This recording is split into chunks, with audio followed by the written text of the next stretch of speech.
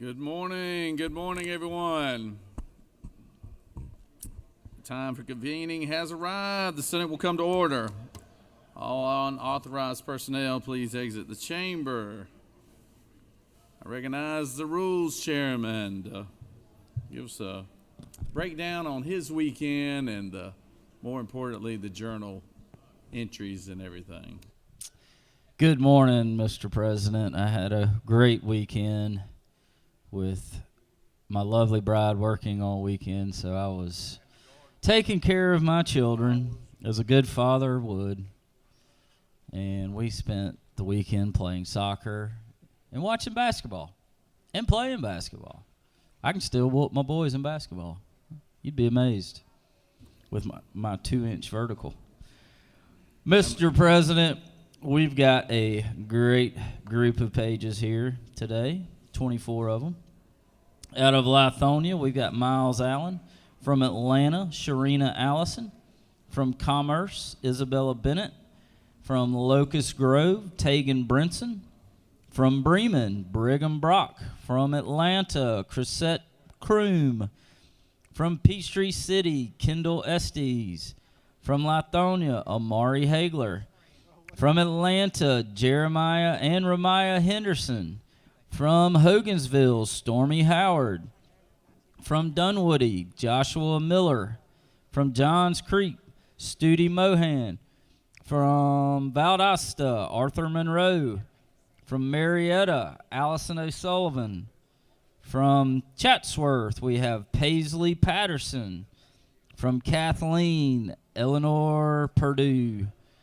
From Jonesboro, Mackay Ratcliffe. From Decatur, Nia Reese. From Commerce, Emma Ricketts.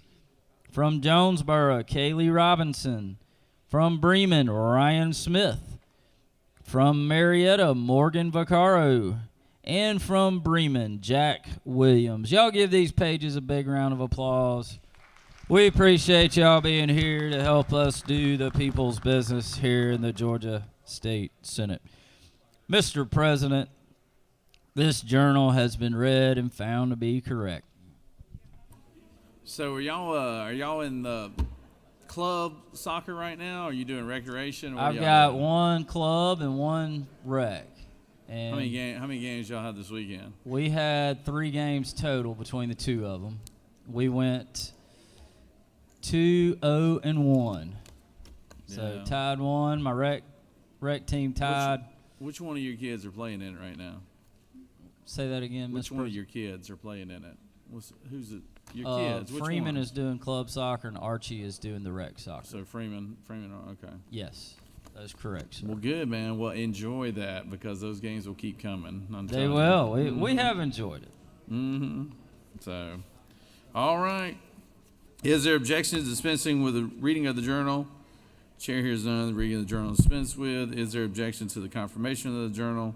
Chair hears none, and the journal is confirmed. All senators who have bills and resolutions to introduce, please bring them to the Secretary's desk at this time. First reading references the Senate bills. Secretary? Senate Bill 352 by Senator Williams to the 25th and others. Bill to maintain State and local government. Senate Bill 353 by Senator Harold the 40th and others. State and local government. Senate Bill 354 by Senator Harold the 40th. I'm sorry, ethics. I'm sorry. A bill to be entitled an act to amend Title 51 of the Official Code of Georgia Annotated related to torts as described. Judiciary. Senate Bill 355 by Senator Anna Vitarte the 31st and others. Bill to be entitled an act to provide a home. State and local government. Senate Resolution 441 by Senator Halpern the 39th and others. Resolution urging action Interstate cooperation. Senate Resolution 444 by Senator Halpern the 39th and others. Resolution creating the Senate Civil Rights Protection Study Committee and for other purposes. Rules. Senate Resolution 445 by Senator James the 28th and others. Resolution Economic encouraging. development. Mr. President, that completes the order. First reading and references the House bills.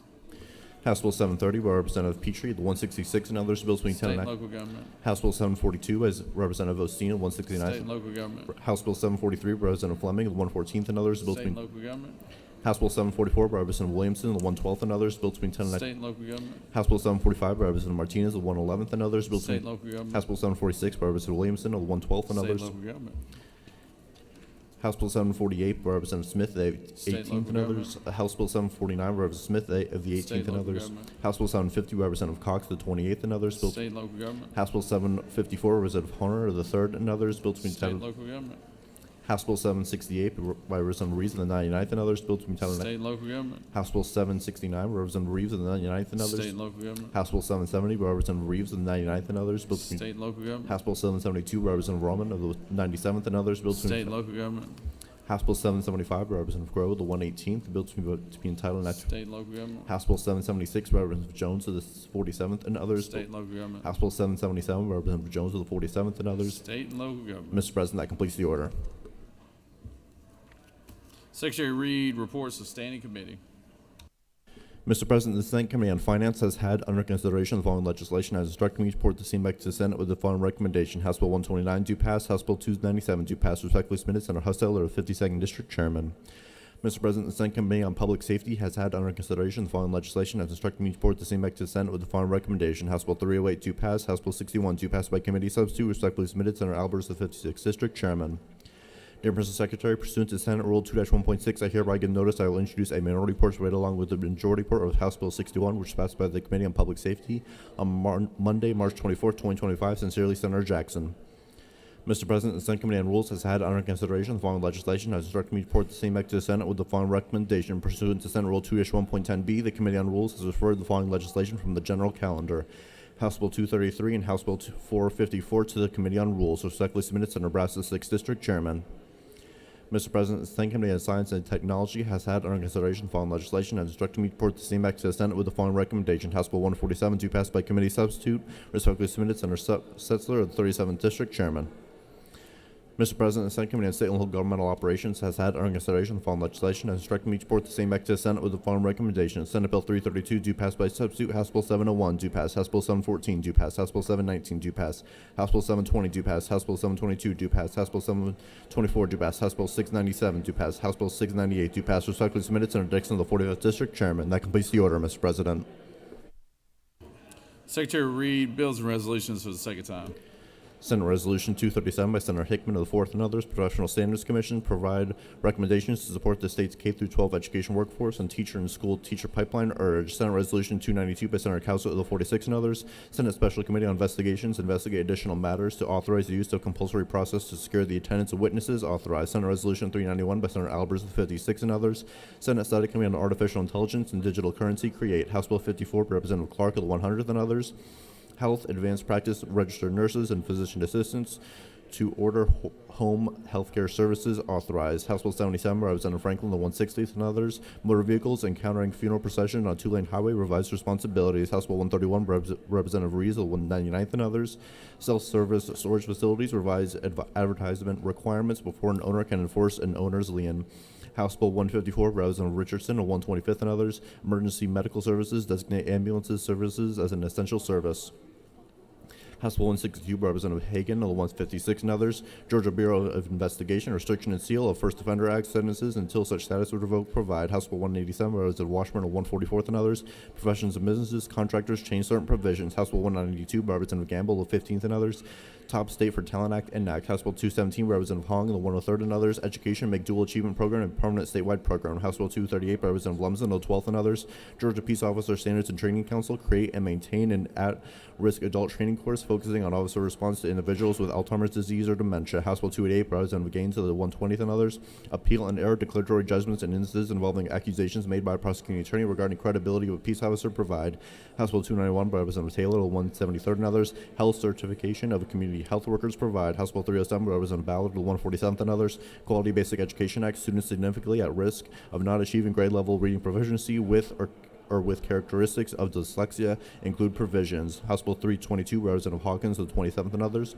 Georgia Board of Dentistry issuance of a dental or dental hygiene license for the sole purpose of teaching in an accredited dental hygiene school or academic medical center provides provisions. House Bill 371 by Representative Corbett of the 174th and others. Quality Basic Education Act states maximum authorization of capital outlay funding provide for an increase. House Bill 378 by Representative Montana of the 17th and other state courts and counties online publishing of terms provide.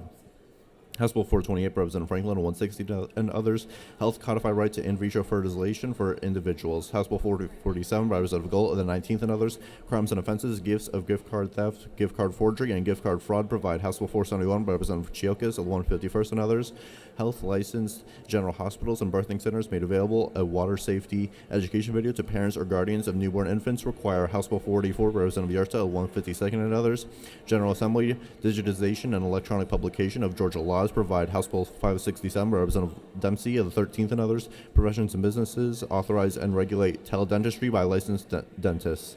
House Bill 635 by Representative Wiedauer of the 121st and others, State Licensing Board for Residential and Commercial General Contractors, revised provisions. Mr. President, that completes the order.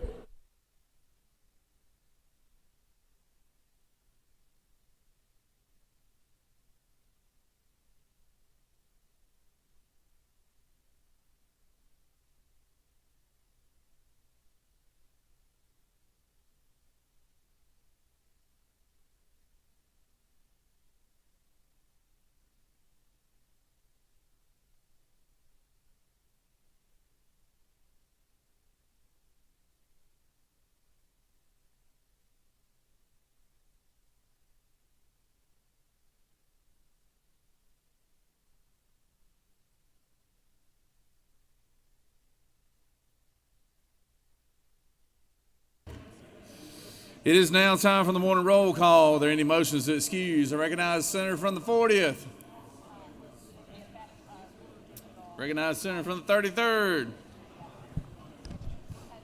Thank you, Mr. President, and good morning, y'all. I ask for unanimous consent to excuse the senators from the 38th, 35th, 7th, and 5th for business inside the Capitol. What was that last one, Senator? I'm sorry. 5. 38th, 35th, 7th, and 5th, correct? Yes, All sir. right. Without objection, those senators are excused.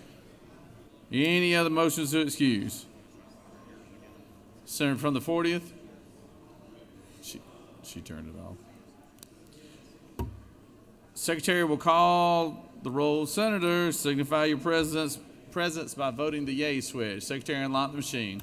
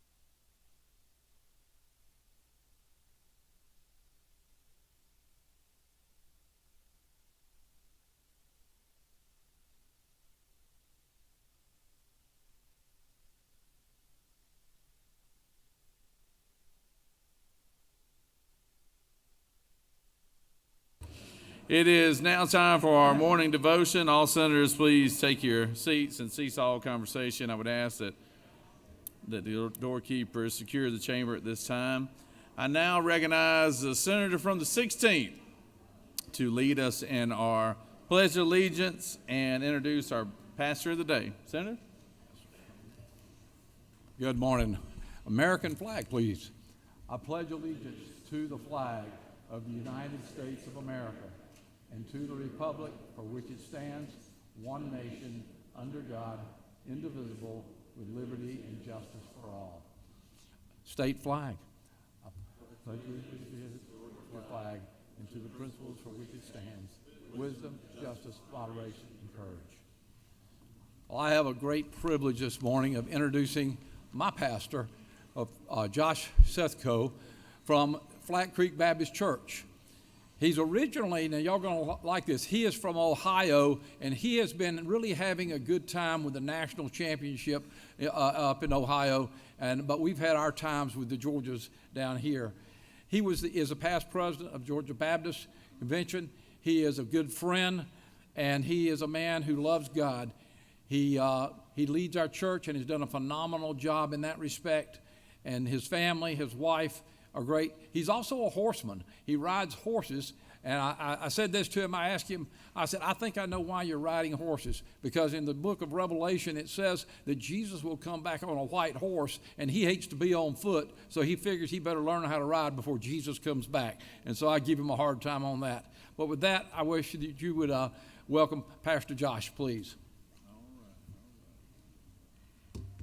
Thank you, Senator Harbin and Mr. President, and happy early birthday to you, Mr. Harbin, and appreciate your friendship more than you'll ever know. It's always a privilege to stand before you, and in just a few minutes, I want to give you something the Lord has given me over this past year. I went to an event last year, and I wasn't anticipating what was going to take place. Mark Clifton was speaking, and I leaned in, and God gave me some things that day that I knew was for me, and I pray would be for you, because before I even hit the parking lot, I would enter into one of the most difficult seasons of my life. Last year was by far one of the most difficult seasons, personally and professionally, for me. So I'm going to share some things with you out of the book of Mark that are going to be very brief. I just want to read Mark chapter 4, verse 35. Share a few observations, and I hope give you some things I know the Lord has given me. The Bible tells us this: on the day when evening had come, he told them, Jesus tells his disciples, let's cross over to the other side of the sea. So they left the crowd, took him along since he was in the boat, and the other boats were with him. And a great windstorm arose, and the waves were breaking over the boat, and the boat was already being swamped. He was in the stern sleeping on a cushion. So they woke him and said, Teacher, don't you care that we're going to die?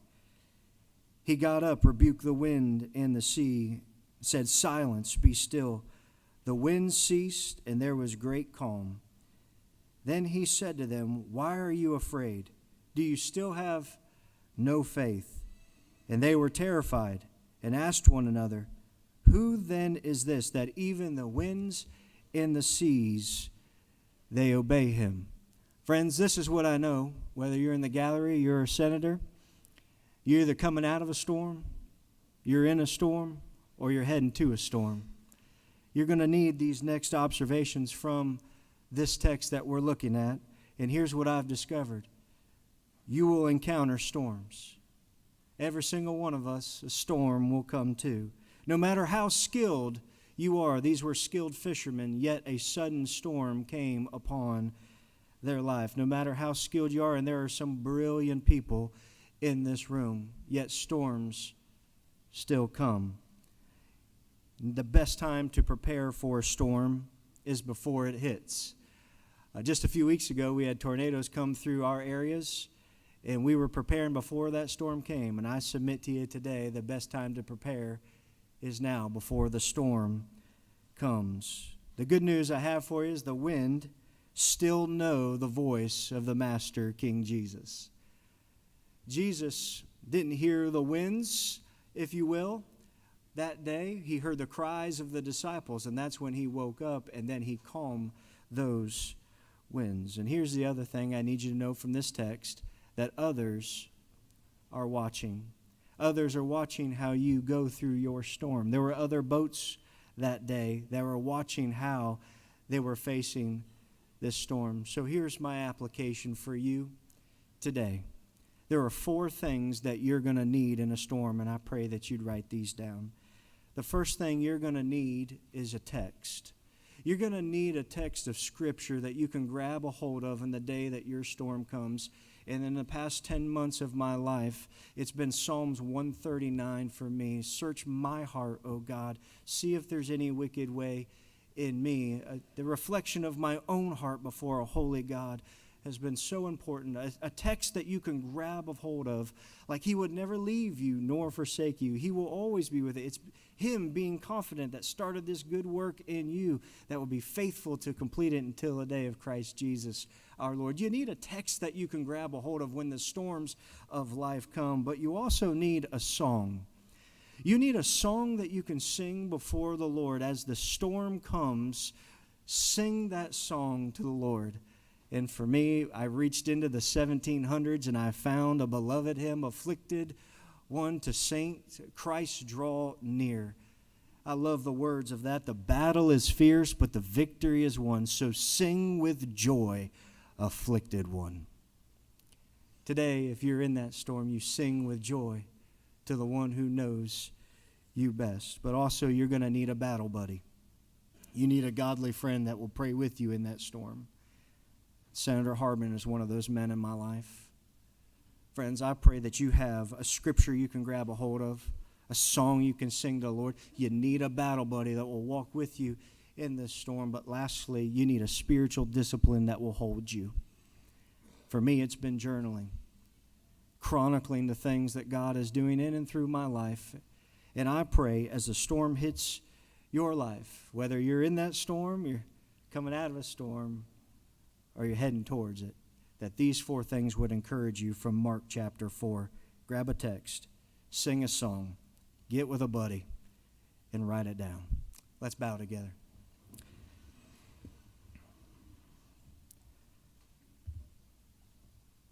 Father, in the name of Jesus and by your Holy Spirit, I thank you that you are with us in the midst of the storm. Lord, for those who need this word today, I just want to thank you for never leaving us nor forsaking us. God, thank you for your promise that says you're a very present help in a time of need.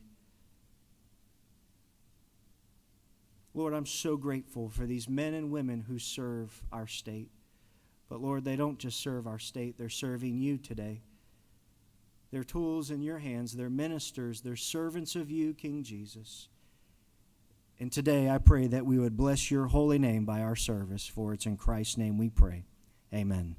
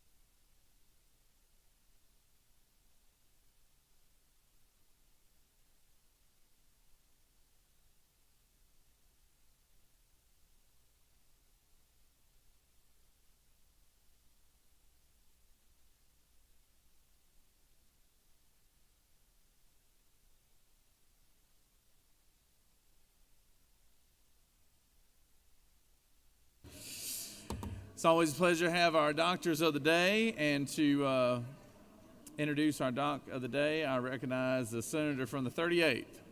Introduce our doctor of the day. Good morning, colleagues. I am very honored to welcome our doctor of the day. It's always a privilege when you actually know them. So I am excited to introduce Dr. Delphine Head with Family Practice Primary Care in the Southeast Permanente Medical Group. She provides care at Kaiser Permanente Cascade. She chose family medicine because she enjoys developing relationships with her patients and treating generations of families. She truly believes that she was born to be a physician and is excited to fulfill her purpose in life. She is an Atlanta native who graduated from Benjamin E. Mays High School, received her medical degree from the University of South Alabama College of Medicine, and completed her internship and residency through the Morehouse School of Medicine Family Medicine Residency Program. In addition to her clinical work, Dr. Head has served in a number of leadership positions, including her current role as lead of government relations for the West area of the Southeastern Permanente Medical Group, and her past role as president and chair of the board of the Atlanta Medical Association. She joined the Southeast Permanente Medical Group in 2015 and has prestigious honor of practicing medicine in the same community where she was raised.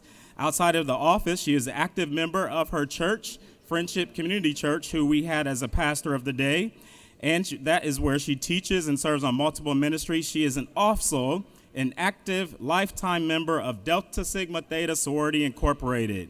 I give you Dr. Delphine Head, our doctor of the day. Thank you, Senator Kemp.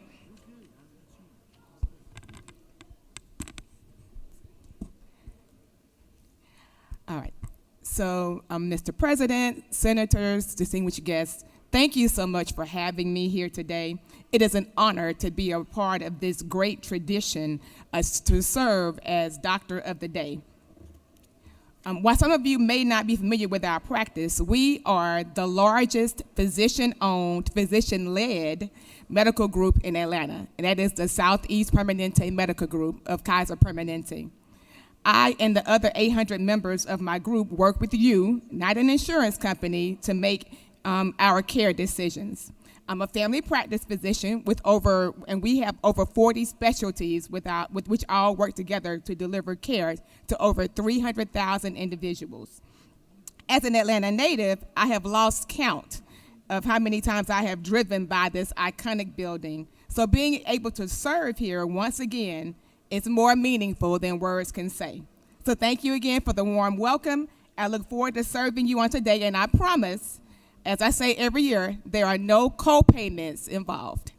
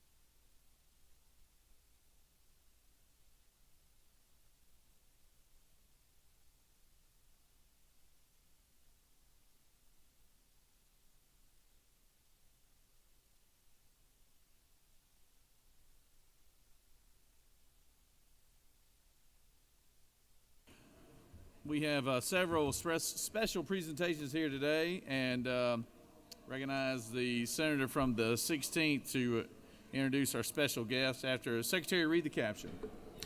Senate Resolution 392 by Senator Harbin of the 16th and others, a resolution recognizing the Civil Air Patrol for their service to the citizens of Georgia and for other purposes. Whereas the Civil Air Patrol was founded on December 1st, 1941 as an organization of volunteers meant to assist the United States military and national defense by performing aerial, coastal patrols and emergency services within the continental United States. And whereas the Georgia Wing of the Civil Air Patrol consists of almost 2,000 volunteer members in 44 squadrons and 6 groups located throughout the state. And whereas Georgia Wing members volunteer their services, time, and resources to actively support the Civil Air Patrol by conducting missions in Homeland Security, disaster relief, and emergency services, heavily supporting hurricane relief efforts in Helene and Milton by providing FEMA and GEMA with thousands of aerial images and conducting sundown patrols in South Georgia. Now therefore be it resolved by the Senate that the members of this body recognize the selfless contributions that the volunteers of the Civil Air Patrol have made to the state of Georgia. Mr. President, that completes the order. Is there objection to the adoption of resolution? Chair hears none, and the resolution is adopted. Recognize Senator from the 16th to speak to the resolution. Good morning, Senators. We're here this morning to recognize the Civil Air Patrol. A lot of people aren't aware of all that they do and where they are. They are actually a congressionally chartered group that, and a nonprofit that is an auxiliary of the U.S.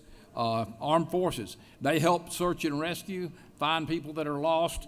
They do a great job of getting young people involved in aviation and search and rescue as well.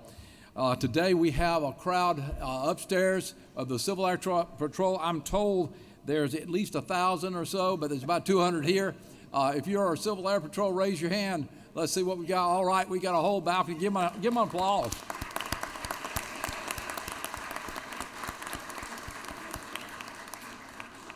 They have been active in the search and rescue with all of our hurricanes and other things and do a great job of introducing young people to aviation and to the Air Force.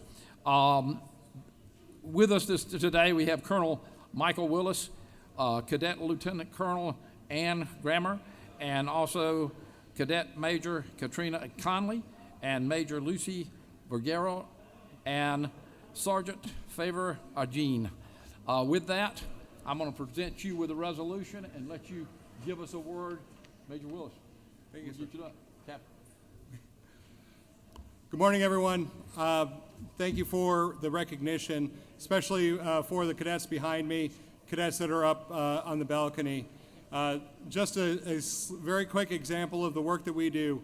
When Helene struck, we had 85 members go to Augusta, serve over 1,000 vehicles and over 3,000 people with water, food, and other necessities for the first 72 hours after the hit. This prevented suffering from a number of people, all with volunteer labor, volunteer dedication, and volunteer service. And that those volunteers were even as young as 15 or 16 years old. We continue to do this service year-round for the citizens of Georgia, and we are here to serve you. I thank you for your support, and I really want to recognize the 4 cadets behind me who have been instrumental in a very successful 2024 for the Georgia Wing of the Civil Air Patrol. Thank you. All right, good job.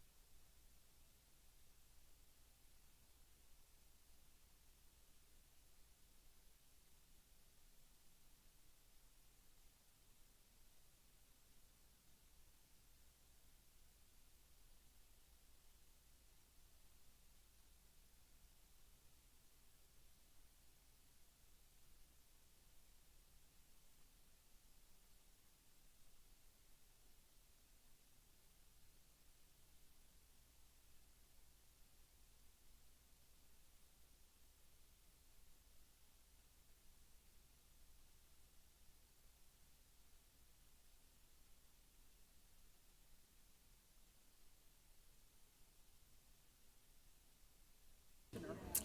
All right, we're moving on. We got some more special guests here. Secretary, read the caption. Senate Resolution 412 by Senator Orrick of the 36th and others, a resolution recognizing and commending Atlanta Court-appointed special advocates on the occasion of its 30th anniversary and for other purposes. Whereas since its founding in 1995, Atlanta CASA has worked tirelessly to ensure that every child in foster care has a safe, permanent, and loving home, leveraging the dedication of trained volunteer advocates to provide critical support and guidance. And whereas Atlanta CASA has positively impacted the lives of thousands of children, empowering them to thrive through advocacy, mentorship, and compassionate service. And whereas the organization has strengthened communities by collaborating with local agencies, courts, and stakeholders to enhance child welfare outcomes, promoting a future where every child has a voice and the opportunities to succeed. Now therefore be resolved by the Senate, the members of this body recognize and commend Atlanta Court-appointed special advocates on the occasion of its 30th anniversary, express profound gratitude for its invaluable service, and extend best wishes for continued success in its mission to advocate for Atlanta's most vulnerable children. Mr. President, that completes the order.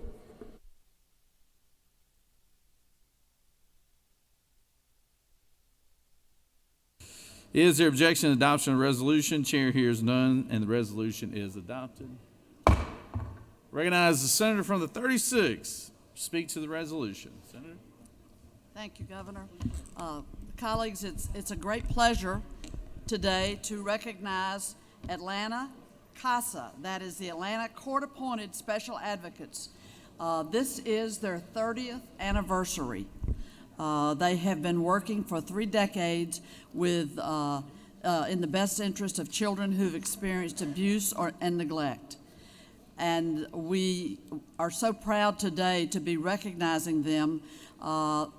Their mission is to be a leading voice for abused and neglected children in Fulton County, providing personalized, timely, and culturally sensitive representation in juvenile court. CASA is a significant presence in our state, filling a vital role and making a difference in the lives of children. We have with us today the CEO, Dominique Cooper, the Vice Chair of the CASA Board of Directors, Layla Campani, and staff members Tondi Van Hollen and Velardia Philistine, and a familiar face to many of us, a new board member with Atlanta CASA, Antoine Lang. We're so pleased to have them with us today to recognize the 30th anniversary of this great organization here in Atlanta, Fulton County, Atlanta Court-appointed Special Advocates. Would you join me in welcoming the CEO, Dominique Cooper, to share some words with you this morning? Thank you. Dominique? Thank you so much. Good morning, everyone. It is my pleasure to be here today. I am Dominique Cooper, the Chief Executive Officer of Atlanta CASA. I would just like to say on behalf of our Board of Directors, our staff, hundreds of our volunteers, thank you so much. Thank you to Senator Orrick for recognizing us today on our 30th anniversary here in Atlanta. We serve every day to be able to support abused and or neglected children here in Fulton County, and I am just grateful for all the key players that help us to amplify their voices and advocate for them in court. Thank you all so very much. And I want to present you with the resolution. Thank you so very much. Thank you. Anybody else? We good? We good?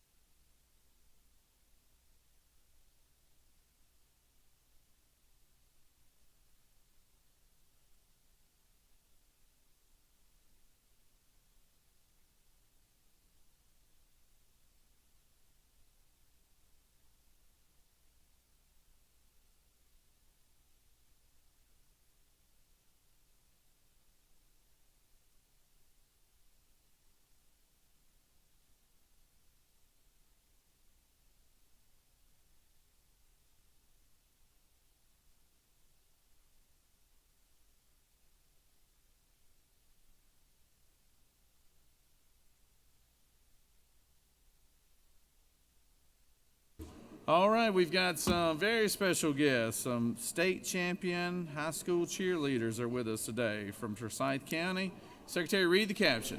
Senate Resolution 430 by Senator Dolezal, the 27th, and others. A resolution congratulating the North Forsyth High School competition cheerleading team for winning the 2024 to 2025 GHSA Class 6H competition cheerleading state championship and for other purposes. Whereas excellent performance, superior teamwork, and extraordinary resilience made this team a spectacular one to observe throughout the season, and as a fitting role to its remarkable 2024 to 2025 campaign, the team captured its second state cheerleading championship in a row, and whereas the phenomenal performance of the team is a clear indication of the outstanding athletic ability, dedication, hard work, and unity of purpose and spirit of each of the members of the team, and the astute direction of head coach Jessica Wood and assistant coaches Abby Smith and Reed Jackson. Now therefore be it resolved by the Senate, the members of this body congratulate the North Forsyth High School competition cheerleading team for winning the 2024 to 2025 GHSA Class 6H competition cheerleading state championship and extend best wishes for their continued success. Mr. President, that completes the order.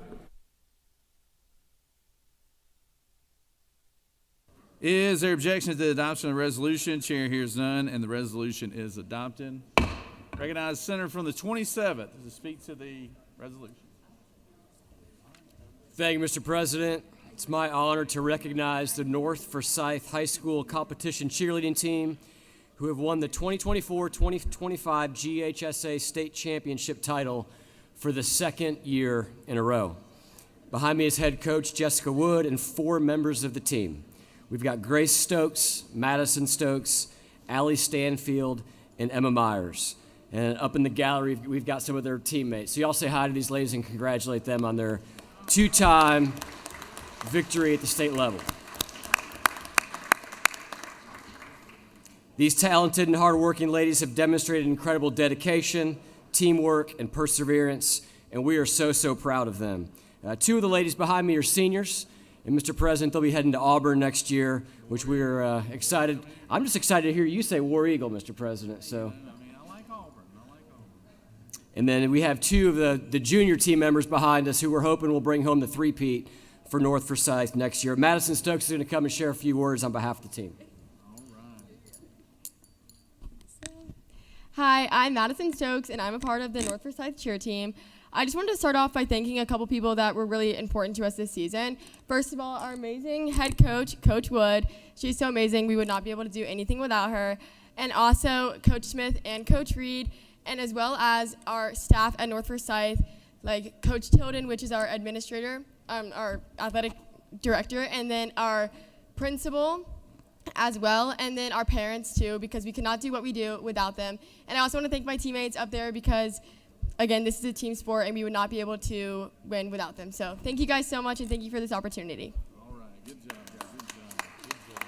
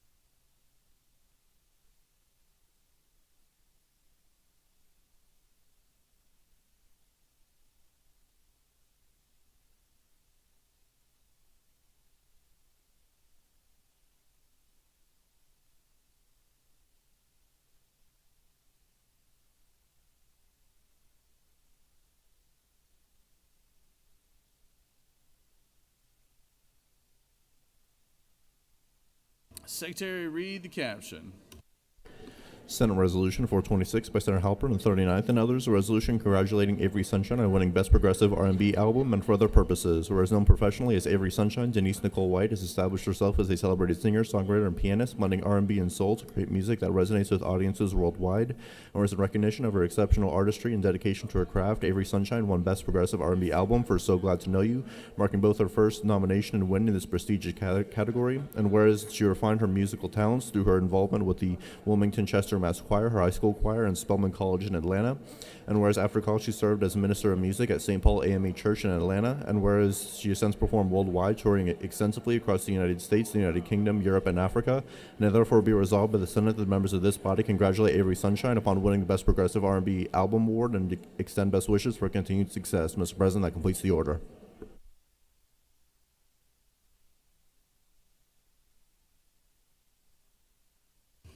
Is there objection to the adoption of the resolution? Chair hears none, and the resolution is adopted. Recognize the senator from the 39th to introduce our special guest today. Senator? Good morning, colleagues. Today, I have the honor of welcoming a powerhouse in music. Singer, songwriter, and pianist Avery Sunshine is a force of nature, blending soul, gospel, and R&B with a depth that moves hearts and lifts spirits.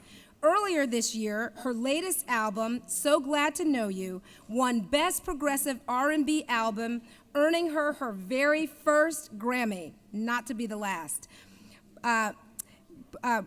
Came here for college. She is a product of the rich musical and cultural heritage that makes this state a wellspring of talent. She has a way of infusing every note with authenticity, warmth, and that unmistakable Georgia fire. Beyond the stage, she's the co-founder of an independent label, expanding creative opportunities for others and proving that ownership and artistry can go hand in hand. I was first introduced to her music nearly 15 years ago at a performance at the National Black Arts Festival, an organization I would go on to run some years later. But suffice it to say, she has been mesmerizing audiences for quite a long time. Her current tour, the Glow Tour, is taking her all around the United States and Europe.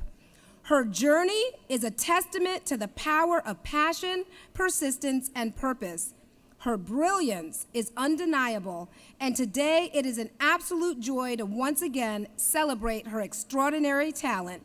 Please join me in welcoming the incomparable Avery Sunshine. This is wonderful. Thank you. Honey, join me. Good morning, good morning, good morning. Good morning up there, and oh, I love that. Thank you so much. I looked around the room, and I'm so glad to be here, and I see all these, the young people here, and there's one thing I can think of really quickly, and it's just this: I will trust in the Lord. I will trust in the Lord.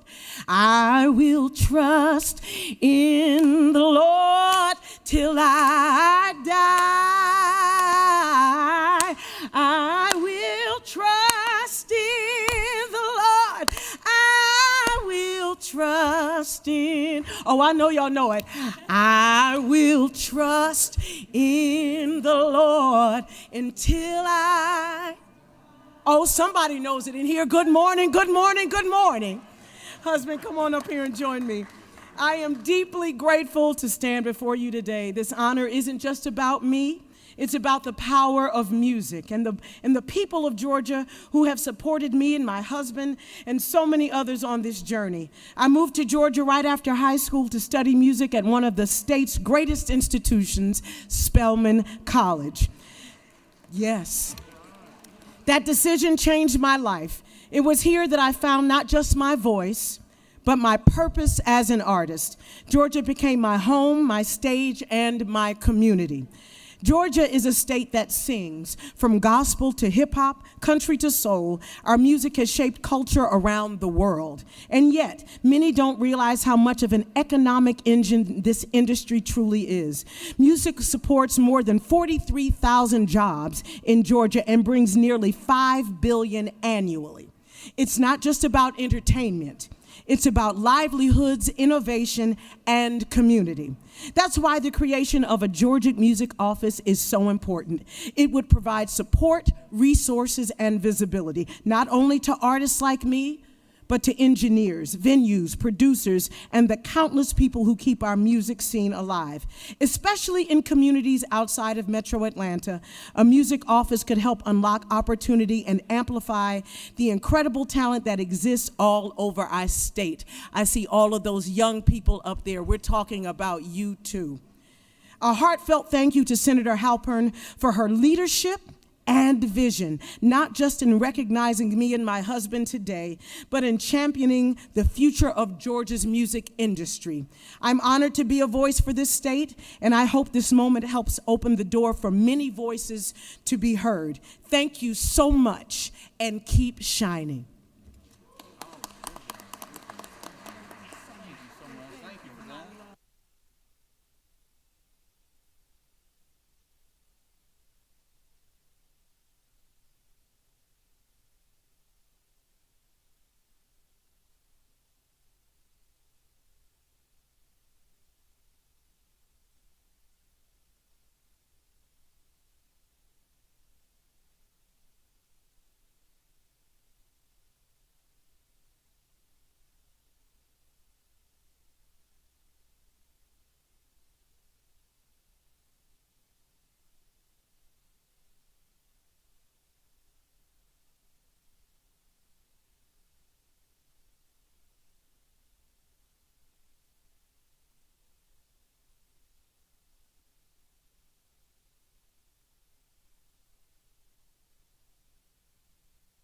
We've got one more special presentation. We got a group of young men up there from Macon, Georgia, I understand, that made some moves this past season. We want to recognize that.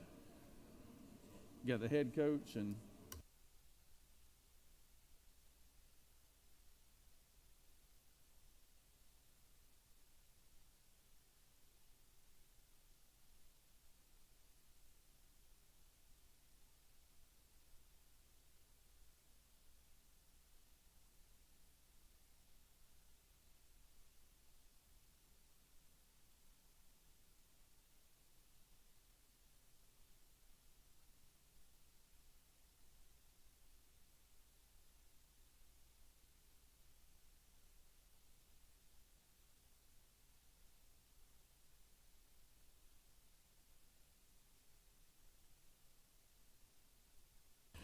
Secretary, read the caption, please.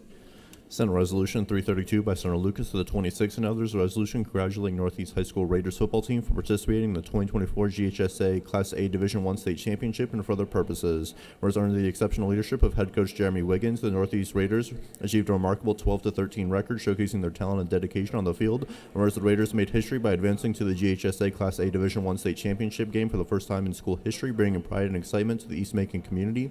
And therefore be resolved by the Senate, the members of this body congratulate the Northeast High School Raiders football team on its outstanding 2024 season, its historic run to the state championship game, and its positive impact on the community, as well as celebrate its achievements and bright future as it represents for Macon-Bibb County. Mr. President, that completes the order.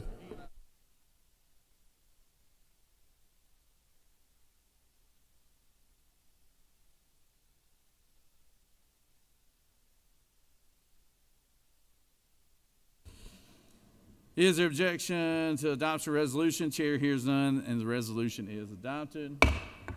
Recognize the senator from the 26th to speak to the resolution. Thank you, Mr. President. Ladies and gentlemen, I like to introduce you the staff, the superintendent of Bibb County Schools, and the Northeast Raiders football team. Stand up.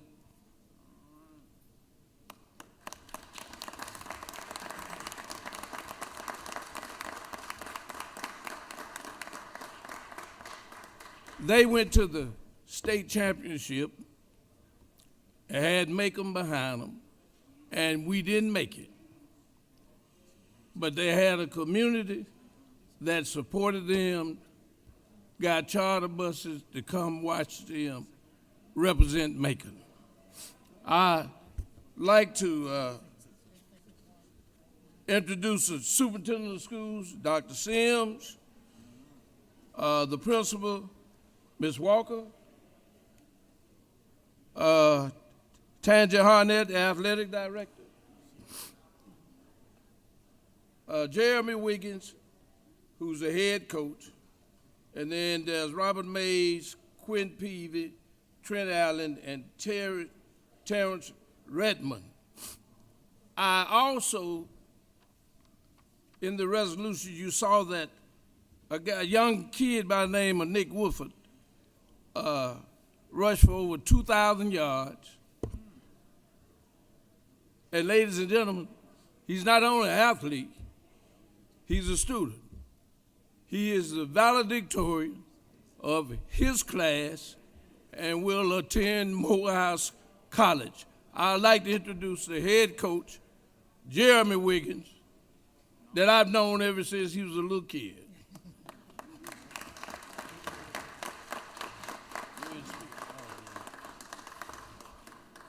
Well, we just want to take this time to say thank you for giving us an opportunity to come and visit the Capitol and be recognized for our accomplishments this year. This is a testimony to the hard work to these young men and these coaches and for them bringing a community together through football. And we just, so blessed and so proud to be in this opportunity. We just want to use football to impact kids and continue to do God's work. So thank y'all.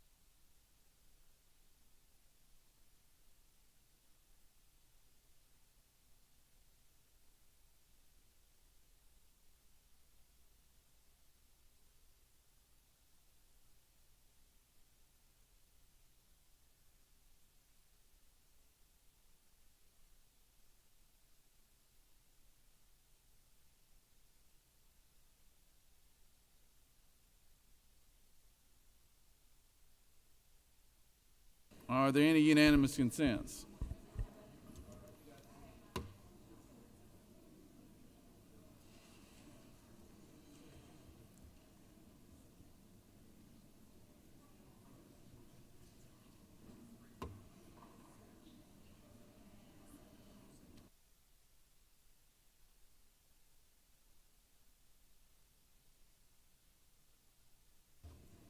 If I could get the Senate's attention real quick, please.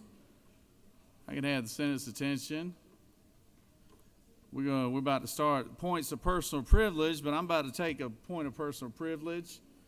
Last week, the senator from the 21st, Mr. Brandon Beach, he informed me that he has an opportunity to go on to serve in a different capacity here in the United States, and it's going to be, y'all are going to be looking at he got a call last week from President Trump, and just so happens he's tapped Brandon Beach to be the Treasury of the United States right there, the Treasurer of the United States.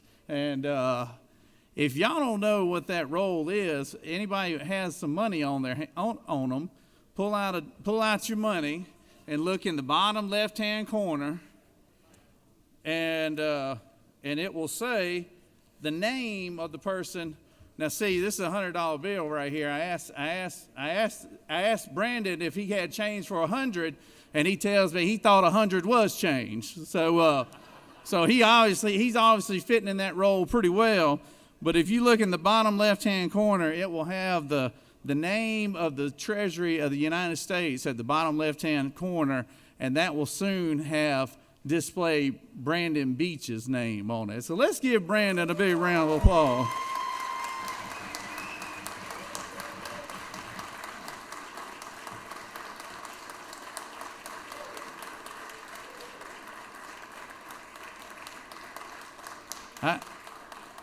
We obviously we hate to see the senator go, but I will tell you this, that Brandon has been one who has always been a dear friend of mine.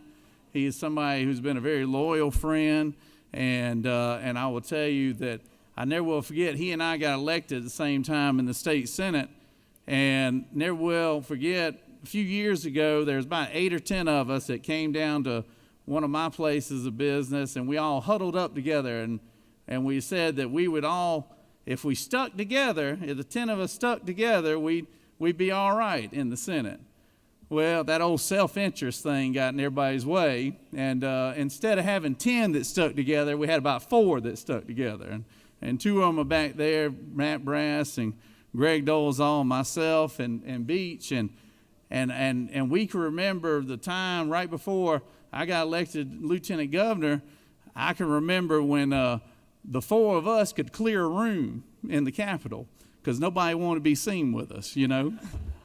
we were toxic, you know. We were outside the establishment, and so we weren't welcomed in any party affiliation, and we were welcomed in very few meeting rooms, and the senator from the 53rd can appreciate where I'm coming from with this. So all that, I will tell you, it all cycles out eventually. And usually, if you stay the course with whatever you're doing, things will start going your way if you do it the right way.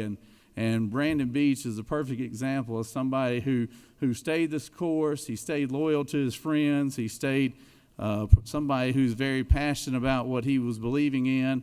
And he's very passionate about supporting President Trump and the current administration, and it pays off. I never will forget. I got a call from the president's folks, and they said, "Who down in Georgia can we give some appointments to?"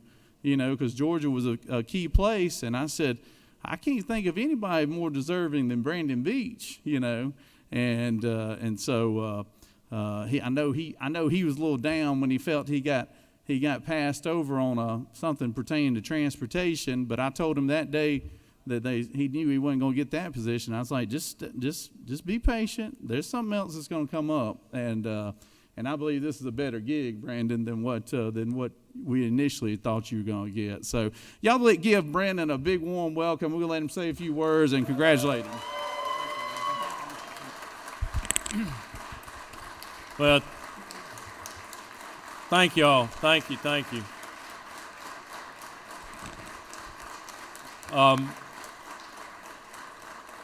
Mr. President. Thank you for the kind words. And, you know, we did come in together 13 years ago, and I tell you, I love this institution, the Senate. I love this chamber. I love the people in it. And it's a great body, and it's going to be a great memory for me to know that I served in this Senate chamber. But as the Lieutenant Governor said, I was very involved with him, and I wouldn't have been as involved in the Trump campaign without him making the introduction. So thank you, Lieutenant Governor. And but I really do look forward to serving in this next role as Treasurer of the United States. I will tell you, when I first got the call a couple Saturdays ago, I wasn't sure they dialed the right number because I was expecting something in transportation or commerce. But after I talked to them and they said that the boss wanted me to be the treasurer, I said, yes, I'll accept. So it's going to be a great opportunity. It's going to be life-changing going to Washington, D.C., but I will never forget you guys. I'll never forget where I came from, and thank you for all you've done for me. Thank you very much.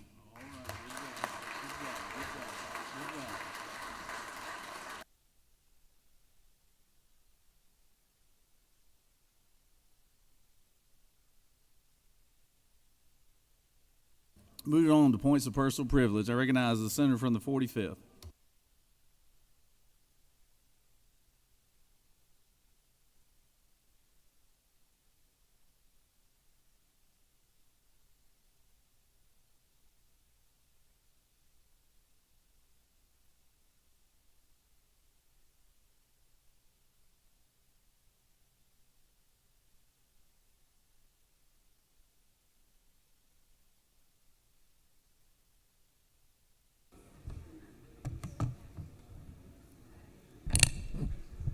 Thank you, Mr. President. Today I rise to honor Brightside Forever Foundation. They are a nonprofit organization dedicated to creating a more inclusive future by empowering individuals with special needs. Brightside Forever Foundation breaks barriers, celebrates differences, provides resources, and fosters independence, belonging for all throughout advocacy and education initiatives. They also have a cafe in downtown Beaufort called Brightside Cafe. It creates jobs, opportunities, promotes inclusive work environments, and educate other employers about the value of hiring individuals with diverse abilities. The foundation also provides financial support to individuals with special needs attending specialized college programs that cater to their unique education, career, and social development needs, ensuring access to higher education opportunities that nurture their potential and open doors for future success for all folks with special needs. Brightside Cafe, their owner, employees, there's several of them up in the gallery today. If you would, stand up and be recognized. We've got a resolution here for you today. Colleagues, if you would give them a round of applause for what they do for our community.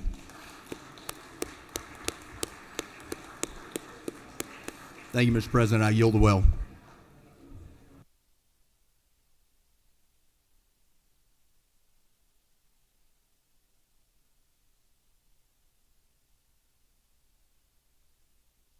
Recognize the senator from the 9th for a point of personal privilege.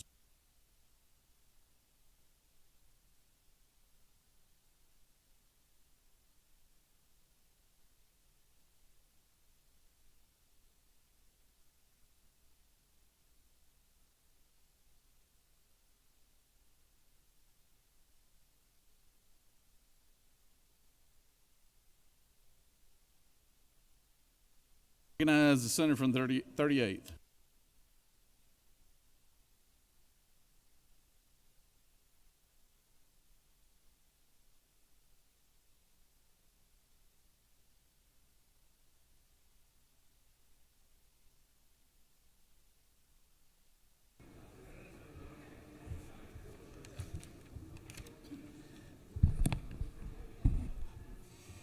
Good morning, colleagues. Today I would like to ask you all to join me in welcoming some principals that I have here from Senate District 38 at the Capitol. Very honored to have these principals because we all know that principals do amazing work across the state. We have principals here today representing schools from Fulton County, APS, charter schools. These principals, I understand very full well the work that they do as a former principal myself and know the importance of good leadership in our schools. Studies have consistently shown that effective school leaders significantly impact student achievement, teacher engagement, and school climate. In fact, leadership is one of the key influencers of student learning, second only to classroom instruction, which means that good principals make good schools, and good schools make great young Georgians ready to take on the world. I am very proud to represent these amazing leaders in education here in the metro area, and I just want to recognize them. They're right in the back of the chamber. We have Ms. Ngadi from Oakley Elementary School, Ms. McDaniel from Camp Creek Middle School, Mr. Washington from KIPP Atlanta Collegiate High School, and Ms. Bentley from C.H. Goulet Elementary School in Fulton County. Please join me in giving these school leaders a round of a hand. And with that, Mr. President, I yield the well. Thank you, Senator. The chair recognizes the senator from the 39th for a point of personal privilege.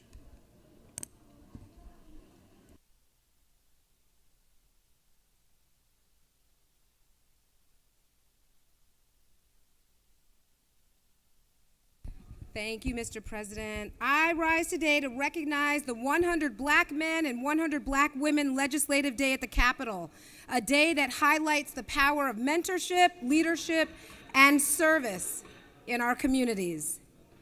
For decades, 100 Black Men of America and 100 Black women have stood as pillars of strength, investing in the next generation, advocating for equity, and ensuring that our young people see pathways to success. Today, as they walk these halls, engage with lawmakers, and make their voices heard, they remind me why I serve: to build a future where opportunity isn't limited by race, gender, or zip code. I stand here today because I, too, was once a young Black girl who needed to see what was possible. Like so many of us, I have been shaped by mentors, elders, and organizations like these that saw something in me before I fully saw it in myself. That's why their work is so personal. To the members of 100 Black Men and 100 Black Women, thank you. Thank you for the work you do every day in education, health, economic empowerment, and justice. Colleagues, let's not just recognize them today. Let's stand with them, work with them, and ensure the policies we create reflect the values we fight for every single day. Thank you very much. Thank you, Senator. The chair recognizes the senator from the 41st for a point of personal privilege.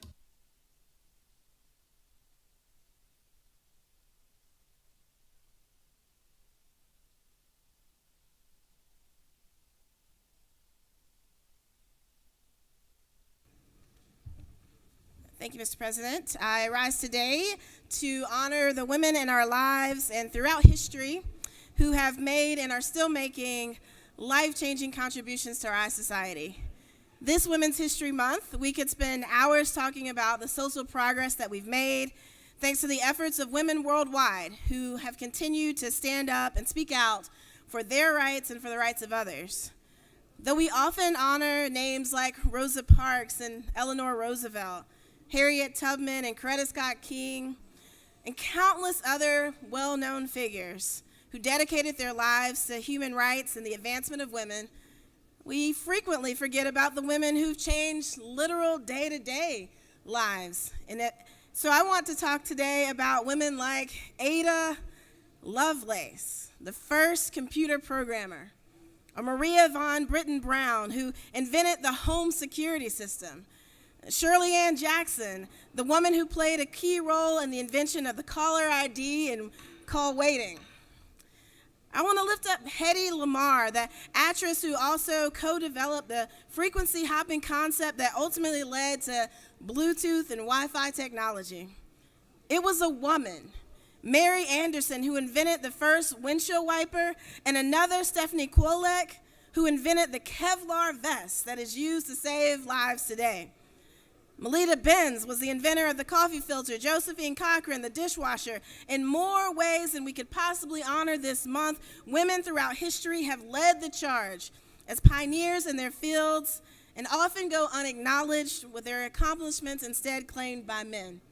So for this Women's History Month, for this our history, I want to lift up and celebrate the strides of so many female scientists and artists, politicians and writers, business people, clergy women, of course, and athletes. We stand here today celebrating the success of women and our fight to continue to advance the cause for all girls and women. With that, I yield the well. Thank you, Senator. The chair recognizes the senator from the 9th for a point of personal privilege.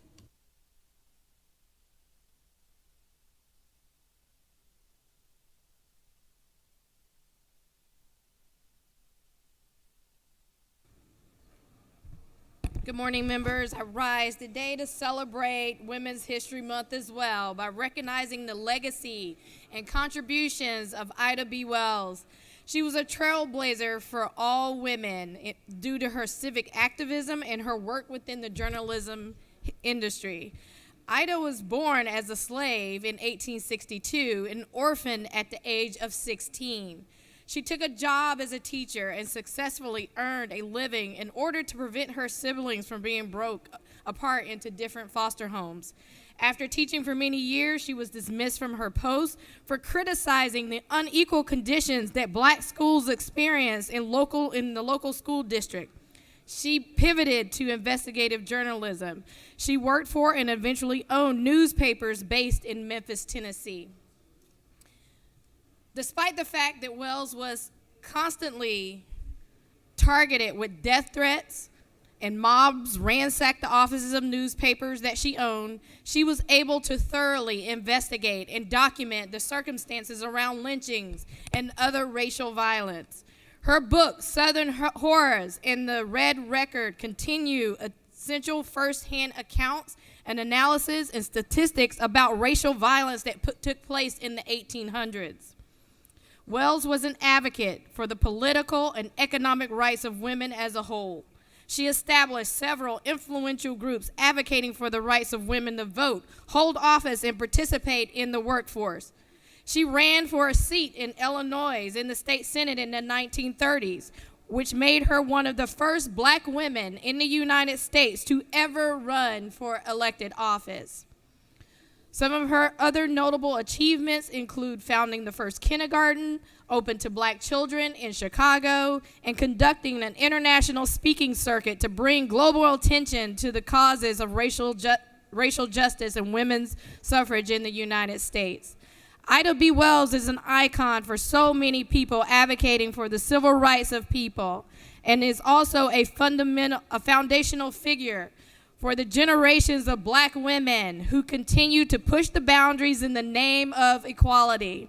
I am proud to share her story today, and I hope you all will take a moment to learn more about her accomplishment and her legacy and her fearless leadership. And with that, Mr. President, I yield the well.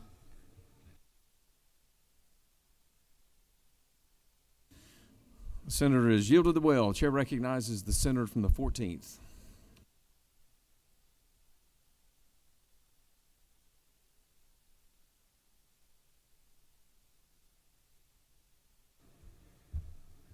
Thank you, Mr. President.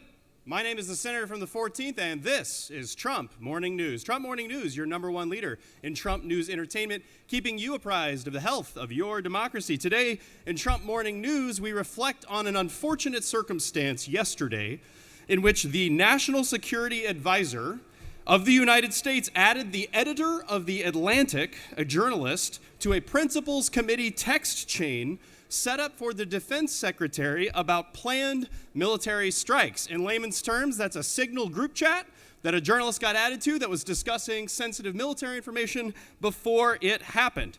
Here are some quotes from Secretary of Defense Pete Hegseth about the mishandling of classified information. In 2023, he said that Biden handled classified documents flippantly. If at the very top there's no accountability, then we have two tiers of justice. In 2016, Secretary Hegseth said, the people we rely on to do dangerous and difficult things for us rely on only one thing from us, that we will not be reckless with the dangerous things they are doing for us. That's the national security implications of a private server that's unsecured. In 2016, Secretary Hegseth said, how damaging is it to your ability to recruit or build allies with others when they are worried that their leaders may be exposing them because of their gross negligence or their recklessness in handling information? In 2016, he also said if it was anyone other than Hillary Clinton, they would be in jail right now, because the assumption is in the intelligence community, if using unclassified means, that there is a potential for and likelihood that foreign governments are targeting those accounts. And that's only one of the many quotes that some of the people on this group chat have made historically about the handling of sensitive information only when Democrats were involved. This is unfortunately a clown show, folks. We've got people at the highest levels of government who are recklessly endangering sensitive national security secrets, but right now, it's just a blip in the news. That's all we've got for you this morning. Thank you, as always, for listening to Trump Morning News. As a quick reminder, your state legislators, there's nothing you can do about this directly, and there's nothing the Republican Party could have done in the last 20 years to stop this from happening. Thank you, Mr. President. I yield the well.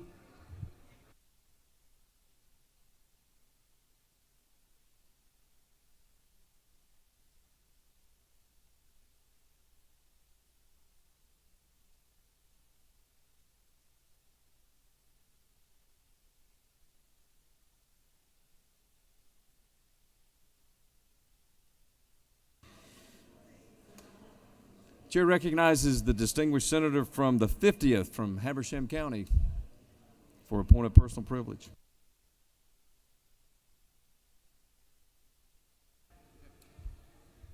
Thank you, Mr. President. I rise today to recognize a very special group of people who are here. We've got a number of students from Habersham County's 9th grade academy. If they would please rise. A bunch of great leaders in their school. One, the daughter of a former state senator, Butterworth, if she's up there, if she would please, there she is. And another very interesting thing to say is their teacher, Ginger Kennedy, is related to President Pro Tem. So I just want to welcome y'all to the State Senate, and I'll come meet with y'all soon, but thank you for joining us. And if we please give them a round of applause.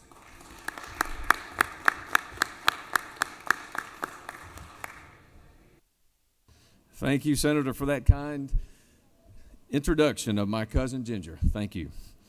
All right. Does anyone else wish to rise on a point of personal privilege? Okay. You have before you a consent calendar of privileged resolutions. Does any senator wish to remove a resolution from the consent calendar? Is there objection to the adoption of the resolutions on the consent calendar? The chair hears none, and the resolutions on the consent calendar are adopted.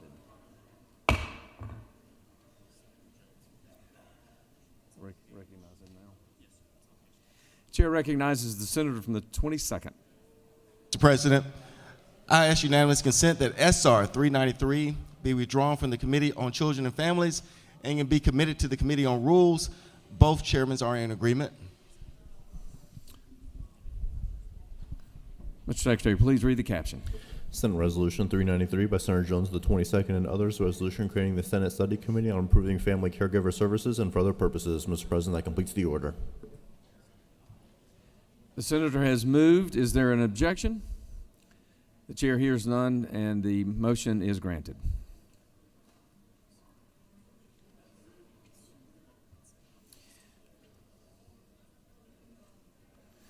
All right, moving on to the local consent calendar. You've got the consent calendar of privileged resolutions before you. Does any senator wish to remove from the consent calendar? Is there objection to the adoption of the resolutions on the consent calendar? The chair hears none, and the resolutions on the consent calendar are adopted. Are there any motions to withdraw and commit? All right. Sorry. Here? All right.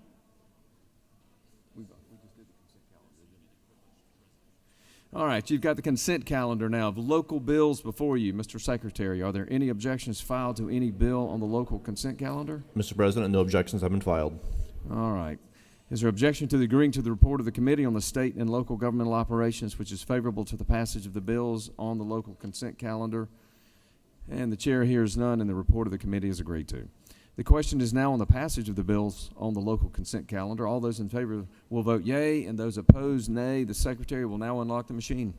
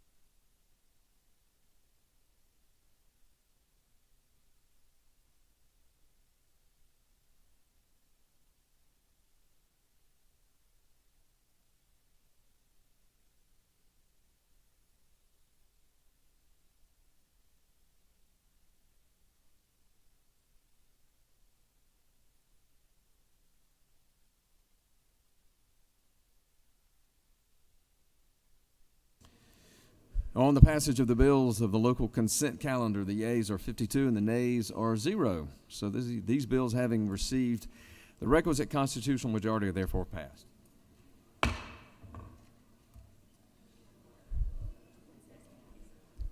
Chair recognizes the majority leader for a motion.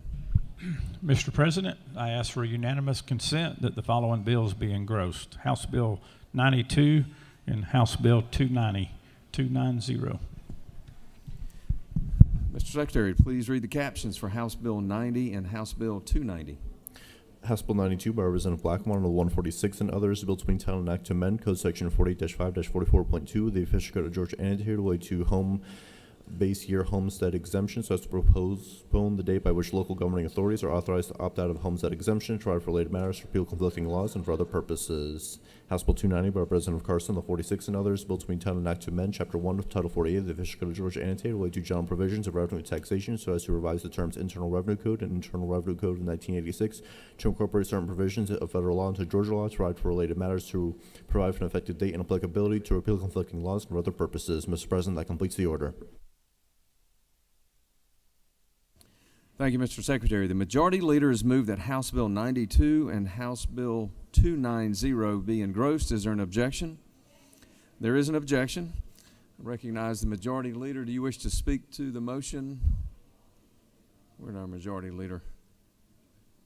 Nope, Majority Leader waves. Does the Minority Leader wish to speak to the objection?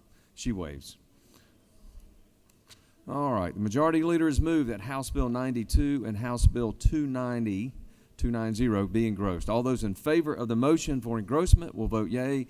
Those opposed will vote nay. Mr. Secretary, please unlock the machine.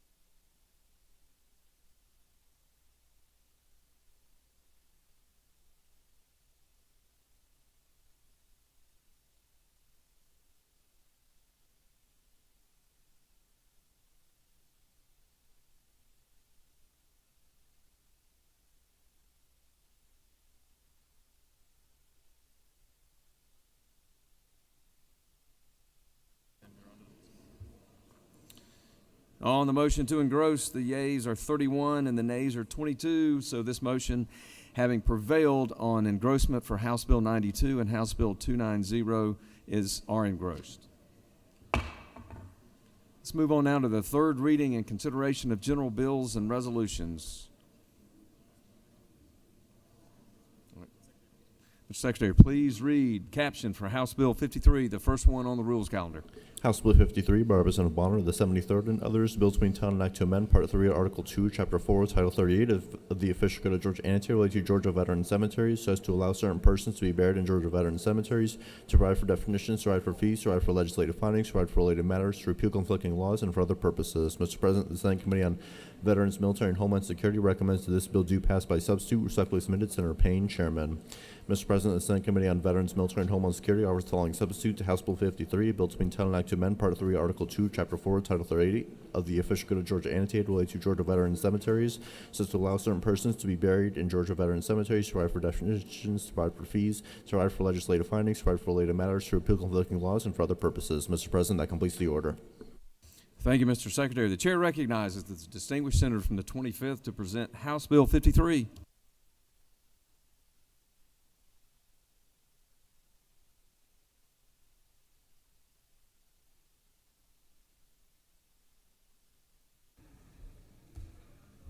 Thank you, Mr. President. I bring before you House Bill 53.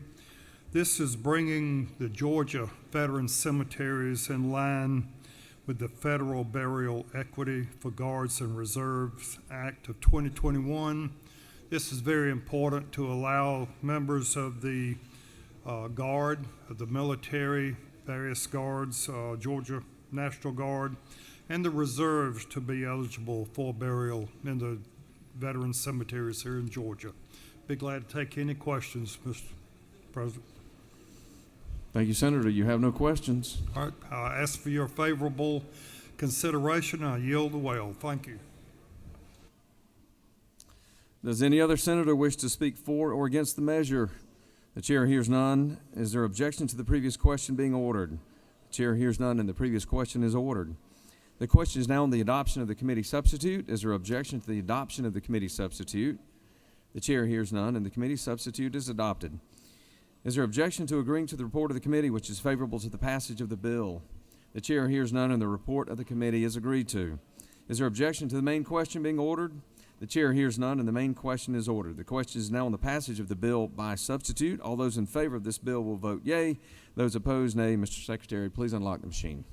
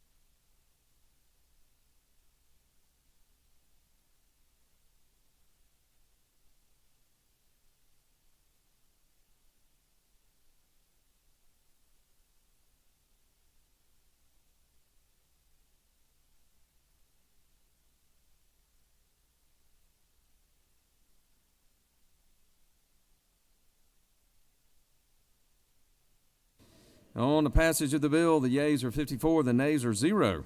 We're off to a good start, y'all. This bill, having received the requisite constitutional majority, is therefore passed. On now to House Bill 92. Mr. Secretary, please read the caption. House Bill 92 by Representative Blackmon, 1146, and others. Bill to Town and Act to amend Code Section 45-4-44.2 of the official code of Georgia Annotated related to base year homestead exemption so as to postpone the date by which local governing authorities are authorized to opt out of such homestead exemption, to provide for related matters, to repeal conflicting laws, and for other purposes. Mr. President, the Senate Committee on Rules recommends that this bill do pass by substitute. Respectfully submitted, Senator Brass, Chairman. Mr. President, the Senate Committee on Rules offers the following substitute to House Bill 92, Bill to Town and Act to amend Title 48 of the official code of Georgia Annotated related to revenue taxation, just to provide for the contents of property tax bills, to revise a statewide base year homestead exemption, and for other purposes. Mr. President, that completes the order.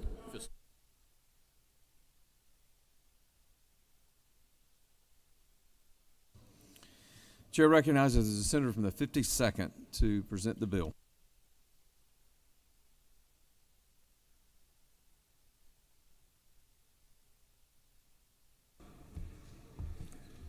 Thank you, Mr. President. As many of you remember, we had House Bill 581 for local government being able to have a exemption that doesn't exceed the rate of inflation. There was an opt-in and opt-out clause put in there by the House.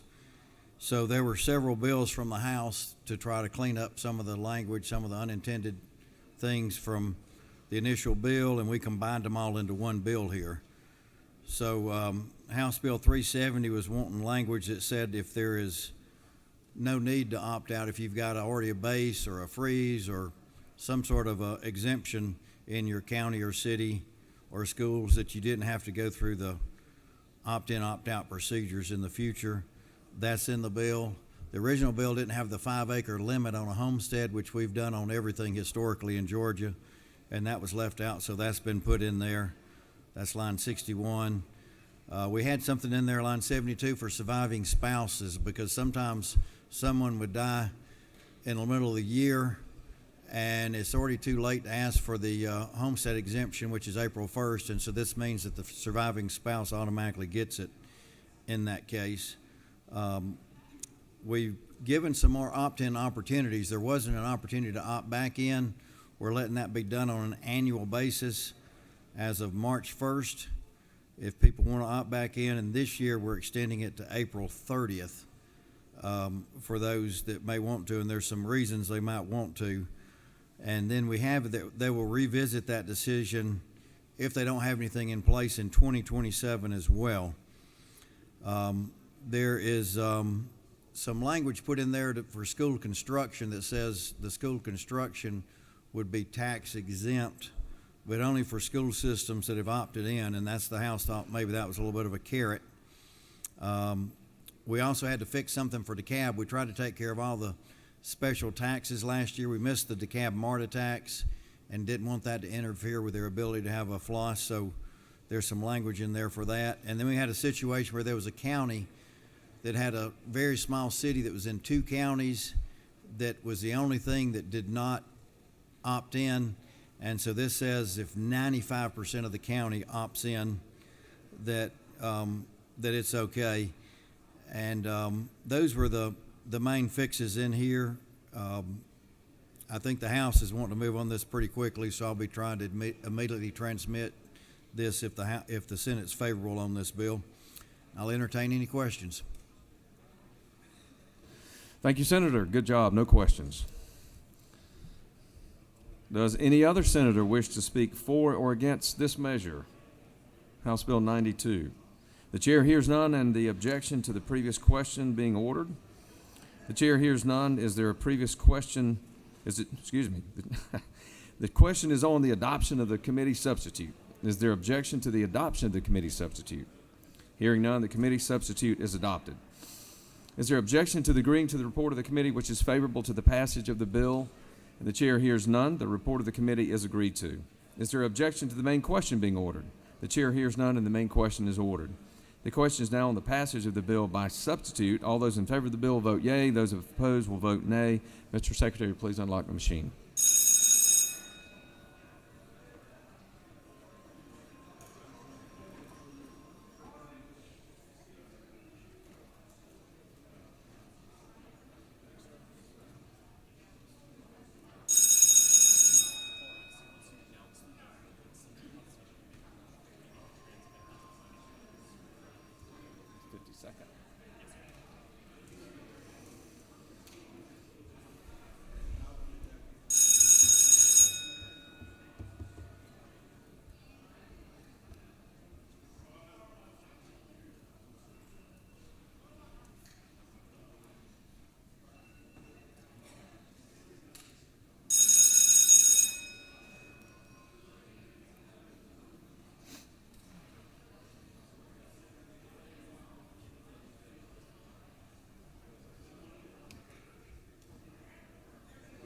On the passage of the bill, the yeas are 52, the nays are 2.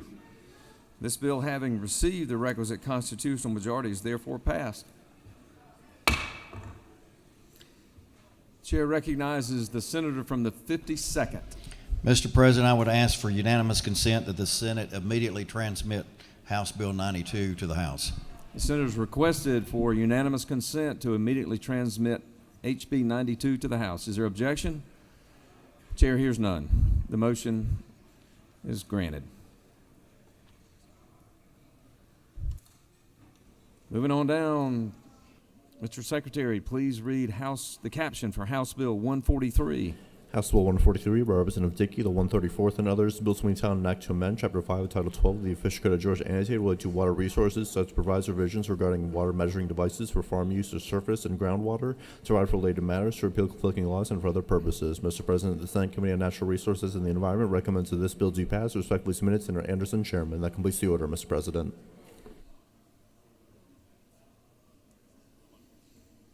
Chair recognizes the senator from the 11th to present House Bill 143.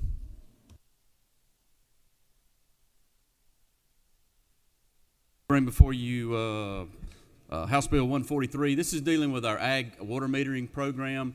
As many of you know, most of my district is our ag water use is metered. The senator from the 12th district is metered, and probably some of the senator from the 13th. But we're just making a few changes and returning some of the responsibility back to EPD. And when it comes to permitting and metering, turning that back over to them, removing some requirements that the farmers have revolving around the meters, but also authorizing EPD to do some installation work and some maintenance work. So it's just good for agriculture, and I appreciate the department bringing this forward, Jeff Cowan and his team, and what they're doing over there. It's a good bill. Be glad to take any questions if there are any, Mr. President. If not, I'll yield to Will. Good job, Senator. No questions. Does any other senator wish to speak for or against the measure? House Bill 143.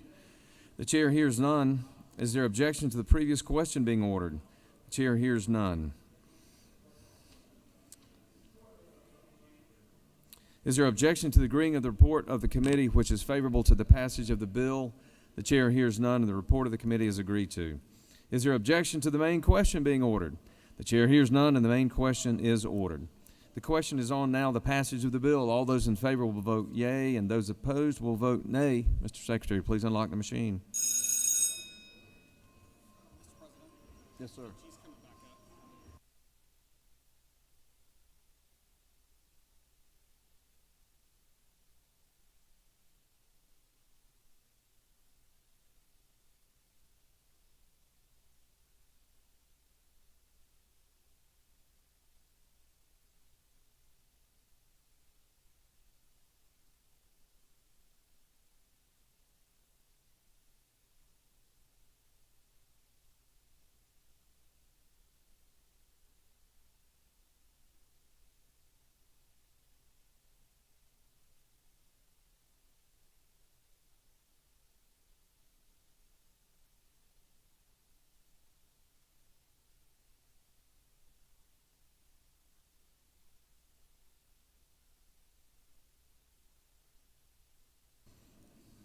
On the passage of the bill, the yeas are 53, the nays are 0.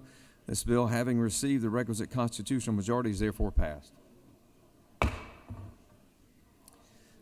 right, moving on next. House Bill 290. Mr. Secretary, please read the caption. House Bill 290 by Representative Carson of the 46 and others, a bill to be entitled an act to amend Chapter 1 of Title 40 of the Official Code of Georgia Annotated relating to general provisions of revenue and taxation so as to revise the terms Internal Revenue Code and Internal Revenue Code of 1986 to incorporate certain provisions of federal law into Georgia law, to provide for related matters, to provide for an effective date and applicability, to repeal conflicting laws, and for other purposes. Mr. President, the Senate Committee on Finance recommends that this bill do pass. Respectfully submitted, Senator Hufstetler, Chairman. Mr. President, a fiscal note has been attached, and that completes the order. Thank you, Mr. Secretary. The chair recognizes the senator from the 56th to present House Bill 290.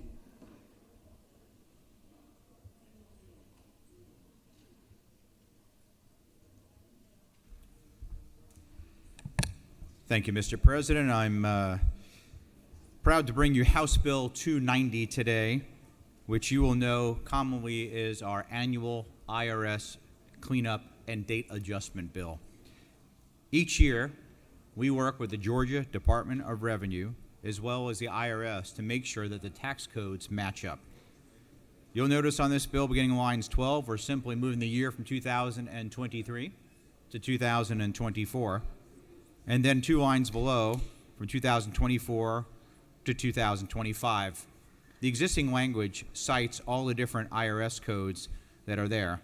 If you continue through the bill, on lines 59 and 60, we once again are addressing those 2 dates of 2023 to 2024, and then again 2024 to 2025. I'd like to direct you to the fiscal note, which is in your folders, the yellow sheet, and you will see there is a very small impact for fiscal year 2026, which will begin for our state on July 1st of this year, of just less than $1 million.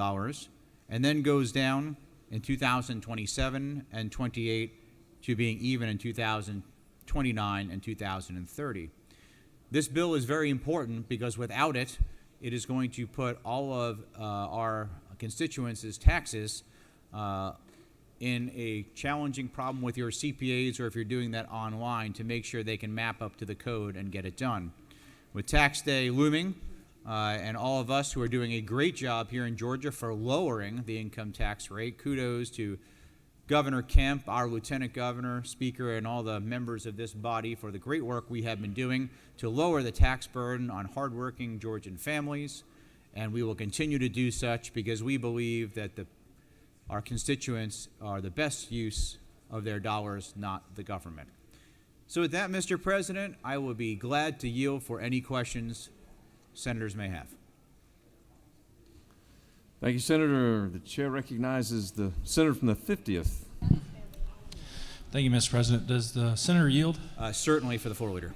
Thank you. House Bill 290, is this a department bill? That's a great question, Senator. I'm glad you brought it up. This is, in fact, a department bill from the Georgia Department of Revenue.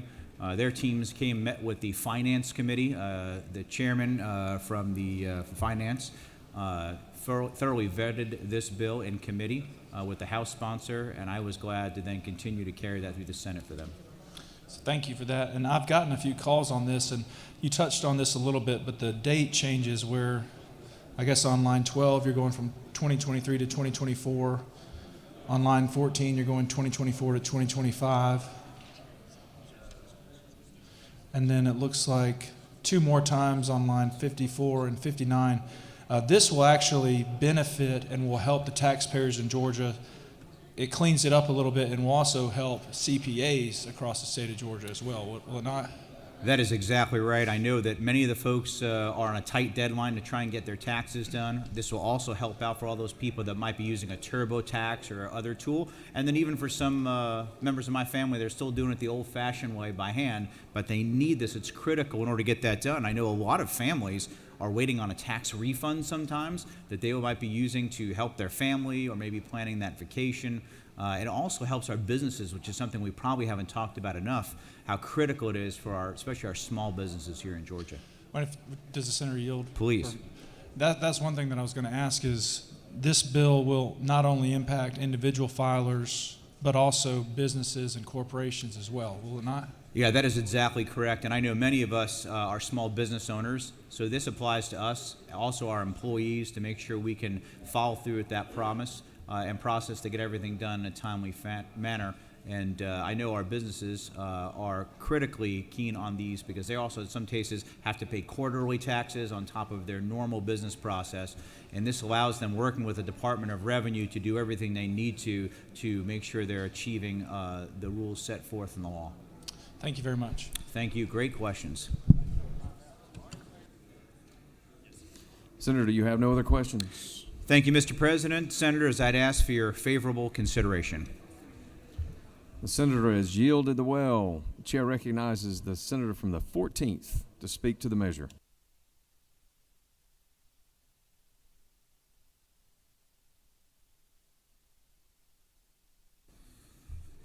Thank you, Mr. President. I rise in enthusiastic support for this legislation. One of the reasons that this legislation is so critical is because the IRS is going through a storm right now. There was a Washington Post article 3 days ago reporting that Treasury and IRS officials expect a 10% decline in collected revenues this year. I'll say that again, a 10% decline, or $500 billion. And the reason is because IRS officials have noticed an uptick in online chatter that people are planning to refuse to pay their taxes or to claim deductions or credits for which they are ineligible because they are wagering that the IRS will be understaffed and gutted enough that nobody will notice. The IRS has planned to eliminate 20,000 jobs, 11,000 of which have already happened but are pending court cases.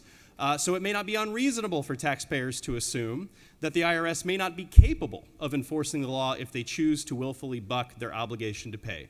10%, $500 billion, that's why this legislation is so needed. Thank you, Mr. President. I yield the well.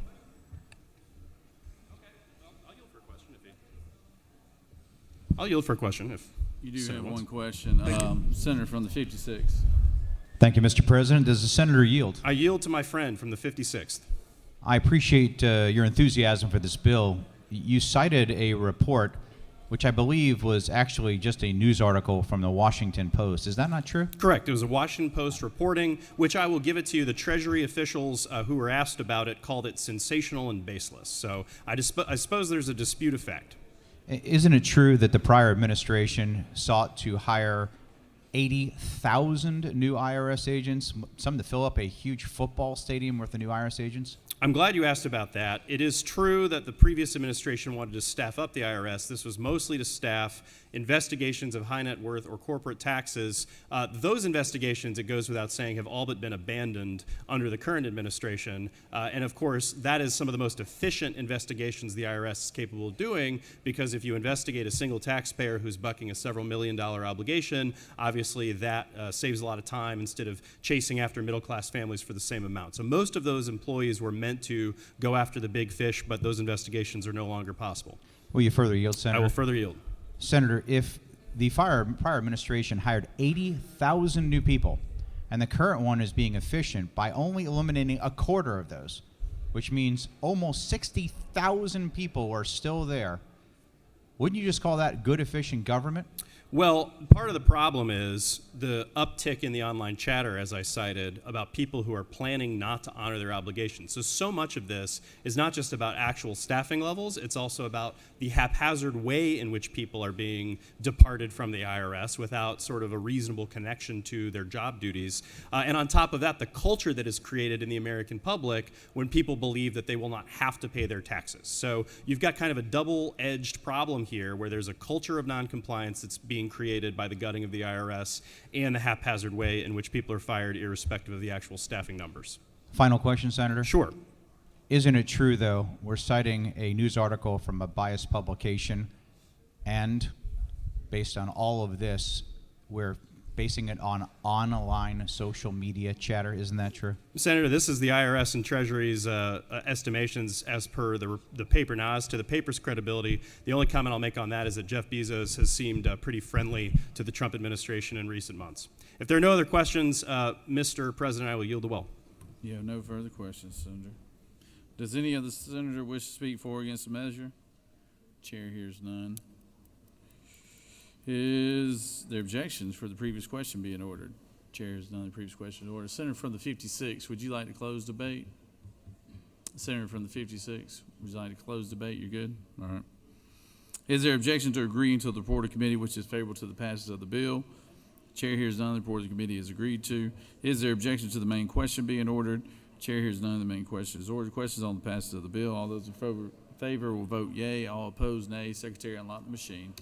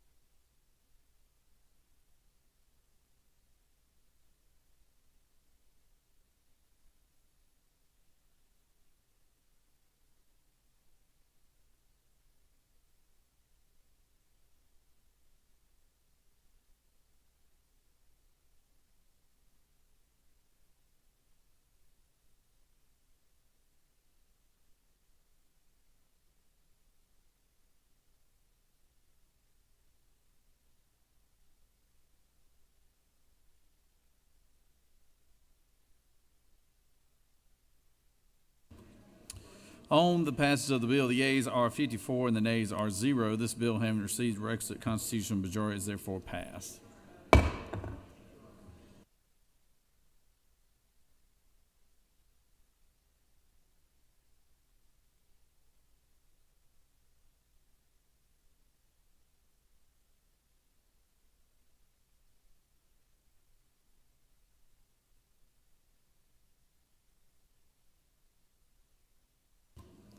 Secretary, read the caption of House Bill 360. House Bill 360 by Representative Estration, the 104th, and others, bills being titled an act to amend Article 2, Chapter 7, Title 48 of the Official Code of Georgia Annotated related to income tax imposition rate computation exemptions and credits, so as to revise a tax credit for the rehabilitation of historic structures to authorize the credit to be claimed in the taxable year. The year a certificate of occupancy is obtained for certain pre-approved rehabilitations, to provide for related matters, for biblical laws, and for other purposes. Mr. President, the Senate Committee on Economic Development and Tourism recommends that this bill do pass. Respectfully submitted, Senator Beach, Chairman. That completes the order, Mr. President.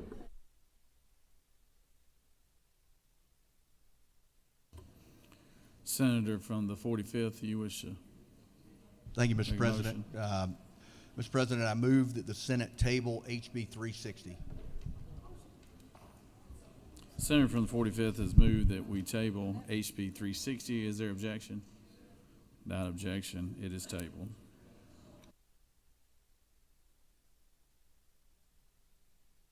Secretary, read House Bill 392.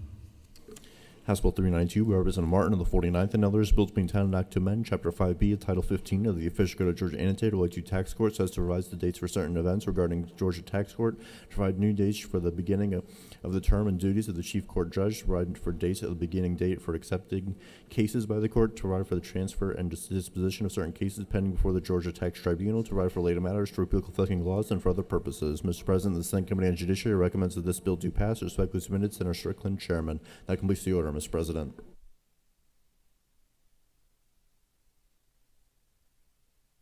Recognize the Chairman of Judiciary.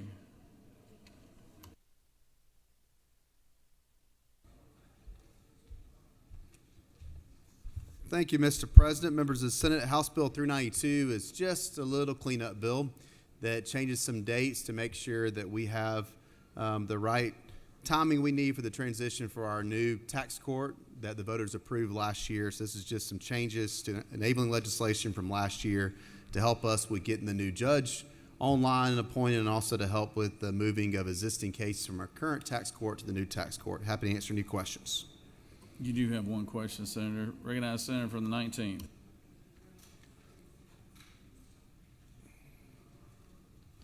Maybe that's a sign.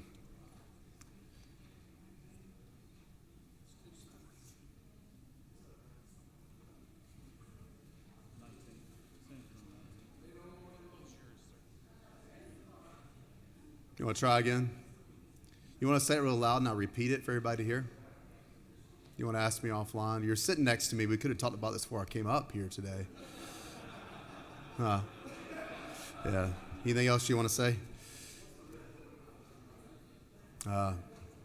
The question was why move the date from July to April, and that's to make sure that the judge is appointed in time to start their administrative duties as we start the moving of the cases into this new court. You have no other questions. Thank Senator. you. Does any other senator wish to speak for or against the measure?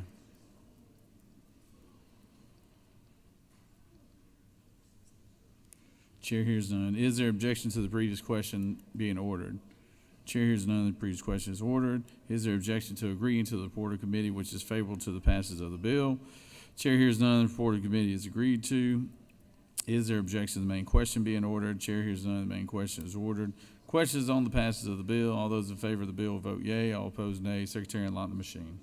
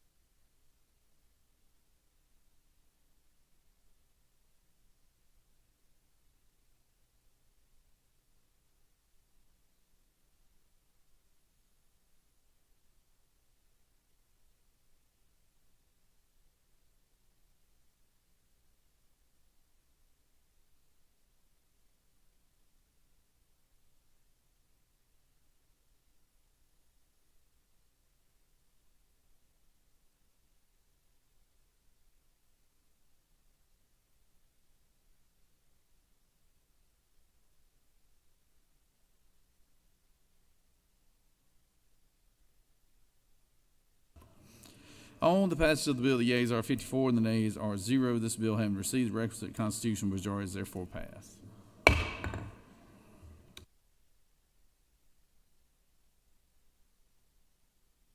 Secretary read House Bill 475. House Bill 475 by Representative Gamble, the 15th, and others, a bill to be entitled an act to amend Code Section 48-7-40.26 of the Official Code of Georgia Annotated related to income tax credits for film, gaming, video, or digital productions, so as to revise the definition, to revise rules and regulations, to authorize certain fees, to require companies to pay court costs if the denial of certification is upheld by a court on appeal, to provide for related matters, to provide for an effective date and applicability, to repeal conflicting laws, and for other purposes. Mr. President, the Senate Committee on Economic Development and Tourism recommends that this bill do pass. Respectfully submitted, Senator Beach, Chairman. Mr. President, Senator Tillery, the 19th, and others offer the following amendment number 1 to amend House Bill 475 by adding after the word subsection on line 40, and such fees shall be remitted to the State General Fund. Mr. President, Senator Moore, the 53rd, offers the following amendment number 2 to amend House Bill 475 by striking Section 1 in its entirety and renumbering Section 234 accordingly. Mr. President, that completes the order. Recognize the senator from the 6th.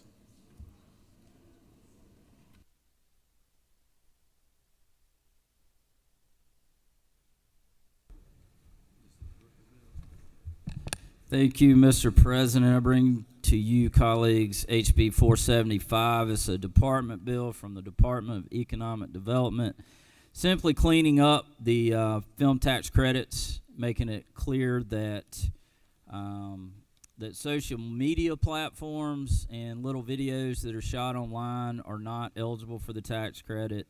And it's got some other cleanup language in it. I'll speak real quickly to the amendments. Amendment 2, I do support. It will make it clear. I'm sorry. Amendment 1, I do support. This does make it clear that any of the fees that are going to be that will be collected during this process they will go to the general fund. And then on Amendment 2, while I appreciate my colleagues' passion against the film industry, I think what he's doing here is actually going to backfire on him, because when you strike Section 1 and leave Section 2, you're actually giving the Department of Economic Development the full authority to promulgate rules and regs around all these projects with no oversight from the legislature. So, good try. I am against Amendment 2. I'll yield for questions. We have one question, Senator. Bring it. Recognize the senator from the 50th. Thank you, Mr. President. Does Senator yield? Yield. Isn't it true that the Georgia Department of Economic Development is in support of Amendment 1, based on some conversations that I just had with the second floor? I'm sure Amendment the 1. senator knows which he speaks. Thank you. Senator from the 28th, you have a question?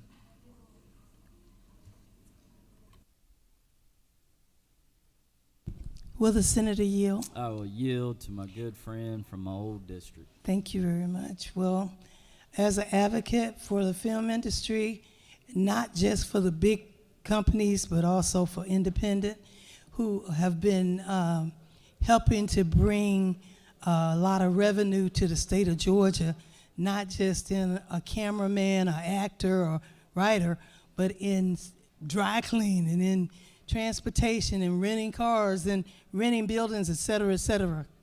And that's true. the small ones pay more money than the big ones. So why is it that we want to put more fees on them, and instead of excluding them? If they want to put regulations Can you in. restate your question, please? Yes, I would like to know, thank you, Senator. I'd like to know, why are we adding fees to independent? And that might even include Tyler Perry Studios, it looks like to me, which was here before we even had tax credits, and who definitely employs a lot of people in Georgia. So, first off, we're not requiring the fees. It says the department may charge a reasonable fee associated with the certification process. There are many certification applications that are coming through, and it does cost money when we have to allocate resources towards that. And so that is the purpose of the fee. But it is my hope, too, that as we have some of this clarification language throughout the bill on what exactly is eligible for the credits and whatnot, as we're cleaning that up, then hopefully the amount of applications should go down because of that process is cleaned up. Yeah, will you further yield? Absolutely. I'd like to know what reasonable fees mean. How much are they? Is it $50, $100, $10,000? You know, what is reasonable? We didn't specify in this legislation. You know, we found that when here in the state, when we put a number on a fee, or we put an actual number on something, As you know, you've been here long enough. You've been here longer than I'm in my 9th year, and it seems like every single year a department or someone is coming back to us to ask us to raise that fee or lower that fee, and so trying to get out of the fee naming business, and so it was left a little bit more generic, and we feel if the department is doing something that we do not feel is reasonable, then we could come back next year and address that. Well, and I know that many of the lobbyists for film industry said it's okay, but then I talked to some of the independents. We had Film Day in Georgia last week, and they said they pay already to get a license and other fees and permits. So they were very distraught over this bill. So I'm voting no against it because I am number 2 signer for the tax credit in Georgia in the first place. And it passed, and we went from number 39 to almost number 1, 1, 2, or 3. We're in the top 3 in film industry in Georgia, in the United States. So Senator, thank you are certainly you are certainly on the team for the film tax or film industry in this state, and I appreciate all your work. I understand your concerns, but I think a reasonable fee is reasonable. Thank you, but I think reasonable ought to be explained. Thank you very much. Thank you. Senator from the 44th. Thank you. Will the chairman yield? I yield. Thank you so much. I'm just looking at upcoming amendments. In terms of Amendment 1 that would say the fees shall be remitted to the state general fund, what is your understanding of where the fees go currently? Yes. So it really wasn't specified in the bill as it came out of committee. And so this really, the way I read it, I would say it probably would go directly back to the Department of Economic Development as written. And so we're clarifying that this will go to the general fund and then be reallocated through the proper budget process. Well, maybe I'll ask the author of the amendment the question. But isn't it true in conversation with Department of Economic Development, they said it automatically goes back to the general fund, which... That's possible. Clarifying language never hurts. Thank you. Oh. All right. Thank you. Ladies and gentlemen, I urge your favorable consideration of HB 475. I yield We'll the probably way. have you back to close debate after the authors of these amendments comes to pass.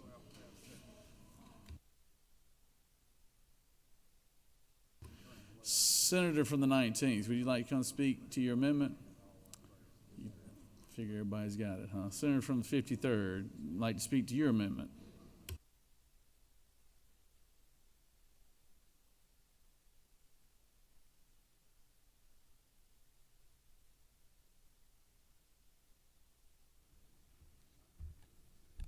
Thank you, Mr. President. I would say that the fact that this legislation is coming from the senator from the 6th, it's good for the film industry. And if it's good for the film industry, the way our law is structured, it's not good for the citizens. Striking one in its entirety keeps the definition the same. You know, this is Title 48. In my opinion, this legislation ought to went through the Finance Committee. Should have been debated there, but it wasn't. It says paid subscription-based platforms. Well, what is that? That's like Paramount Plus. That's like, was it 1923 or one of those people pay a subscription to watch these types of services, primarily streamed on the internet. So we're expanding the film tax credit. I thought that this conservative Senate might be reducing the film tax credit in this state, not making it stronger. And I think it's kind of humorous that when we talk about the Department of Economic Development saying that they want to tighten things up on the film tax credit, it's kind of ridiculous because to my understanding, they've only said that it's a great thing for this state. For those in the Democratic Party who constantly come up here and say you want to expand Medicaid, why do you want to expand corporate welfare in Section 1? You know, we're never going to be able to do those things until we hone in on the corporate welfare in this state. It's out of hand. And I don't think a lot of you even understand how it works. What is a transferable tax credit? If the senator from the 6th and I want to go make a movie, we could go make a movie. And let's say, for simplicity's sake, we spend $100,000 on that movie. We would go to the Department of Economic Development, we would show them our receipts, and they would give us a tax credit. And as long as we put that little peach logo at the end of it, I believe it'd be 30%. All right? Guess what? The senator from the 6th and I, we don't have the same humor as everyone else, and our movie is a bust. Doesn't make any money. We don't owe any Georgia taxes. So what do? We sell it to the poor farmer from the senator from the 49th, because he probably owes a lot of taxes. And it's currently 90 cents on the dollar. So say he owes $30,000 in Georgia taxes, we're going to collect $27,000, and we can take it off and go back to Hollywood with it. We can do whatever we want. But that $27,000 that he now paid us, he's not paying it to the general fund of the state. He's given a voucher, a transferable tax credit. You can't pay teachers with that voucher. You can't build highways with that voucher. You can't pay police officers with that voucher. But yet Section 1 is just going to expand and make more vouchers. So I offer amendment number 2, and I ask that you'd vote favorably for it. And I'll yield to any questions, Mr. President. Then I'll yield the well. Thank you. Senator has yielded. Does any other senator wish to speak for or against the measures? Senator, you want to close? I recognize the senator from the 6th to close.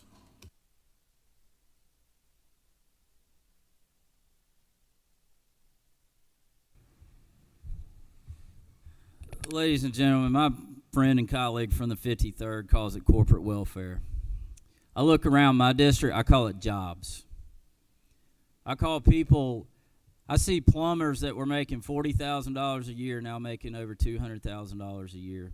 I see a dead town, a town that had no reason for people to visit. I see restaurants. I see local businesses thrive because people are coming from all over this country to visit what you call corporate welfare. Jobs are created by this. It is an investment. It is an investment in the lives of our citizens. I urge your favorable consideration.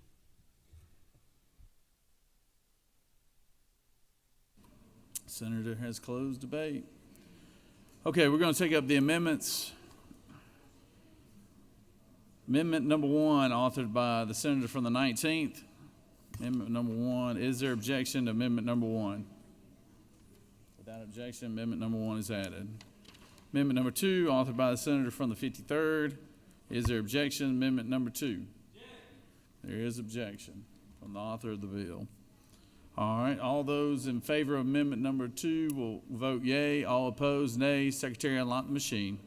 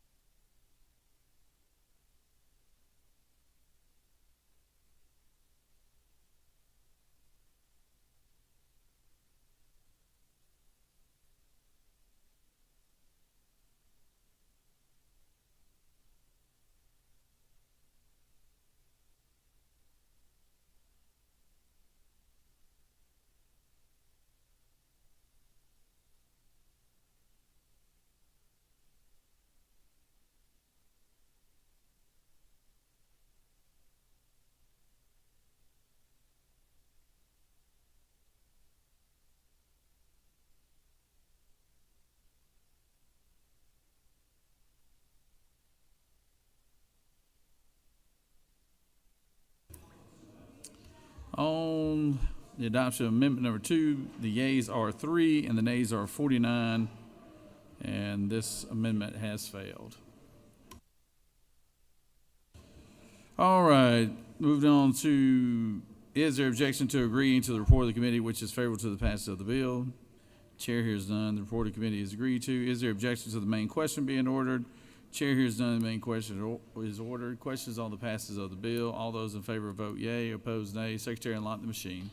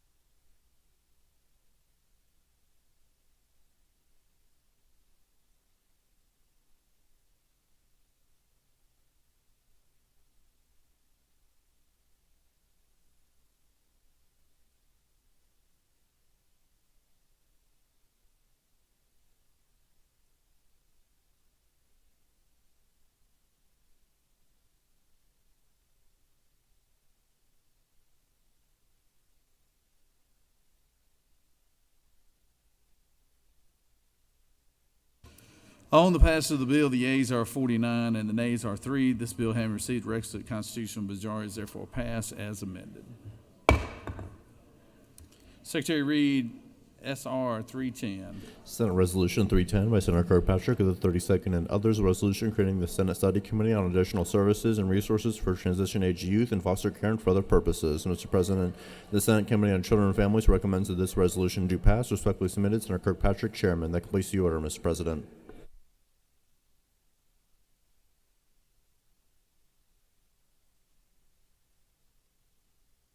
Recognize Senator from 32nd.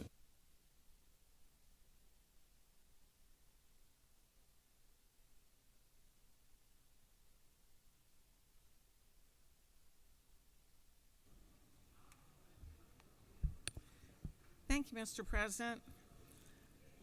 Senate Resolution 310 creates a study committee on additional services and resources for transition-age youth in foster care.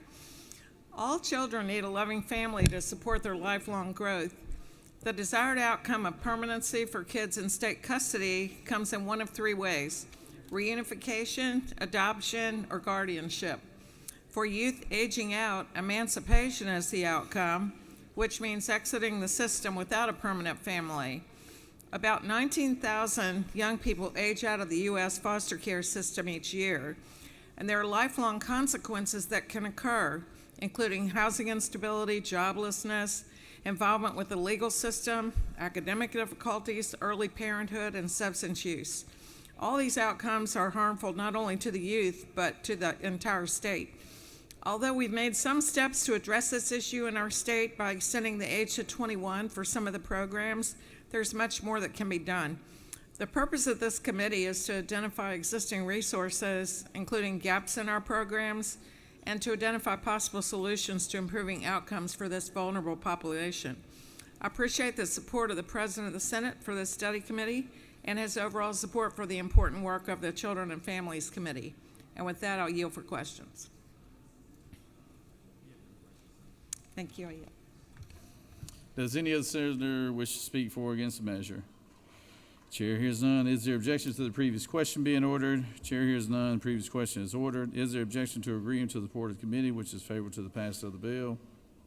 Chair hears none. The report of the committee is agreed to. Is there objection to the main question being ordered?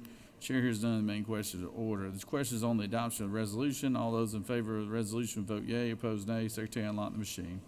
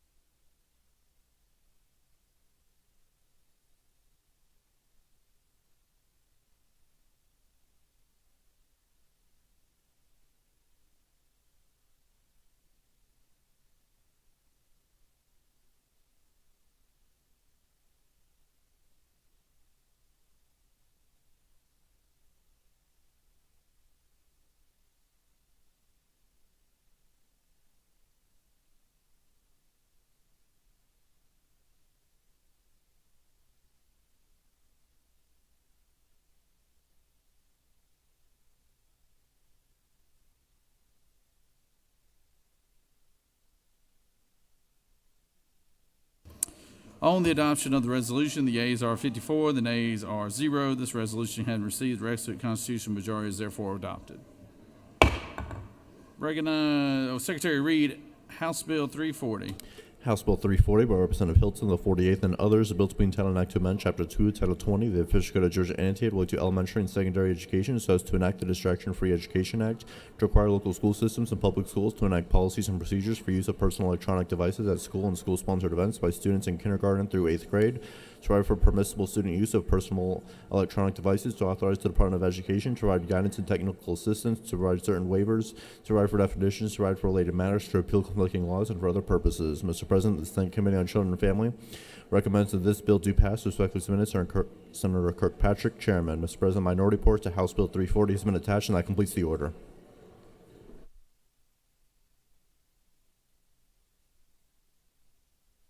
Bring it down to the Senator from the 31st.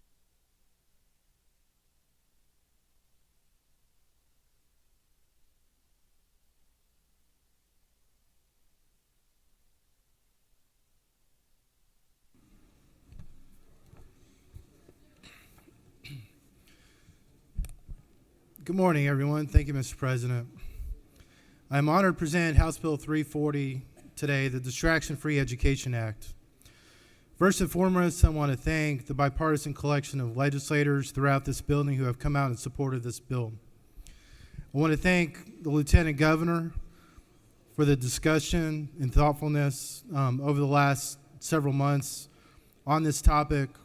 Speaker, Department of Education, teachers, the Georgia Sheriff's Association, school superintendents, and most of all, parents in many communities across the state. The evidence is clear. One of the biggest threats to academic performance, students' mental health, and public safety are cell phones in our schools. The average student receives over 237 notifications a day, and some as many as 4,500. Students spend on average an hour and a half on their phones during school hours, pulling attention away from learning and turning our teachers into cell phone police officers.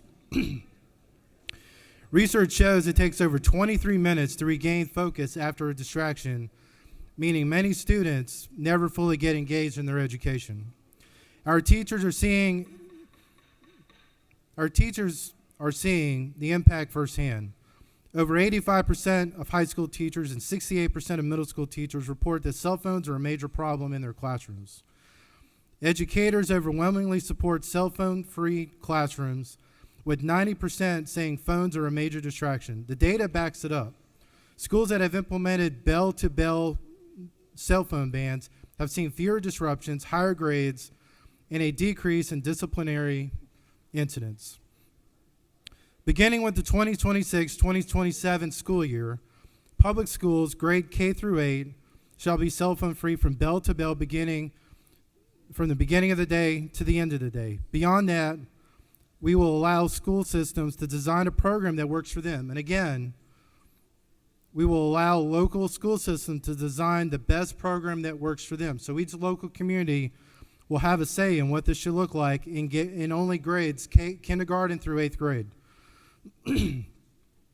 Finally, schools are required to have clear policies, procedures for field trips, emergencies, daily transport, or other student needs. This bill isn't just about academics, it's about students' well-being. Studies link excessive phone use to mental health issues, decrease in social skills, and increase in bullying. We want students engaged in school, socializing with friends during lunch, and focusing in the classroom.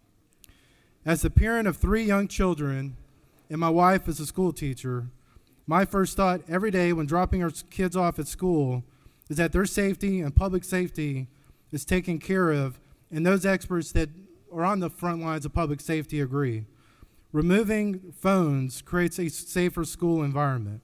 In an emergency, we want our kids full and undivided attention, clear phone lines, no misinformation, kids listening to teachers, kids listening to school resource officers. If, God forbid, there's an incident in the school, I want my child and your child to be able to follow instructions very clearly without distraction, to get out of a building, get out of a classroom, and be safe. Schools that have implemented a cell-free policy have seen hallway fights, bullying, and other violence decrease. We are not alone. From Virginia to Alabama, states across the nation are taking action. The results speak for themselves: reduced threats, higher grades, and better student engagement. Let's do what's right for Georgia students. Let's get cell phones out of the classroom so a teacher can teach and our brightest minds can learn. Let's pass House Bill 340 and bring focus back to the classroom. With that, Mr. President, I'll yield for a couple questions. You do have a couple questions. Senator from the 53rd. Thank you, Mr. President. Will Senator yield? Yes, Senator. This legislation only includes K through the 8th grade. Is that correct? That is correct. Okay. Would you also agree with me that this legislation is a sign that our teachers cannot maintain a standard of discipline in the classroom? Can you repeat the question one more time? Would you agree with me that this type of legislation, making it this far in the legislative process, is proof that teachers lack the ability to maintain a standard of discipline in the classroom, and we as a legislature should do more to empower teachers to maintain a standard of discipline? Well, Senator, I will say this to your question and your comments also, so I can go home and sleep tonight with my wife being a teacher. I think this Senate and legislative body needs to do everything in our power to empower teachers to have a greater say of what happens in his or her classroom. I believe that this bill also demonstrates that when there are distractions in the classroom, a teacher is scared to death to empower themselves or even sometimes maybe a family member because they're worried about reprisal, punishment, or something in a school district from basically doing what's best for what they believe is in the classroom. So I think whatever we can do on this issue or other issues, we need to empower teachers more. Thank you, Senator. Thank you, Senator. Great question. Recognize Senator from the 56. Thank you, Mr. President. Does the senator yield? Yes, sir. Senator, I commend you for carrying this bill in the Senate. I do have a question, though, specifically, if a school system either provides devices such as a laptop or a tablet, or they have a BYOD policy of allowing them to use them in a class for certain types of things they're working on, would that still be allowed under this bill? Yes. If a school district is basically providing devices and they already have kind of a system set up, this does not infringe on the school district's current practices. This bill very specifically states that local districts shall create policies that are best for them and their community as in terms of what they do with devices during the bell-to-bell time frame. Thank you. Thank you, Senator. Recognize Senator from the 55th for a question. Will the distinguished senator yield? Yes, Senator. Is there a provision that parents will still be able to be in contact with their kids in cases of emergency, or how is that envisioned to be taken care of?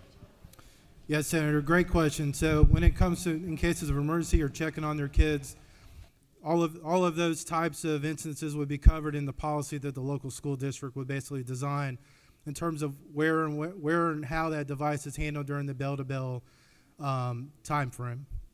I mean, my advice during an emergency at a school, while we know that parents are scared, parents are worried about where their kids are, parents are worried about kind of what's happening at a moment's notice.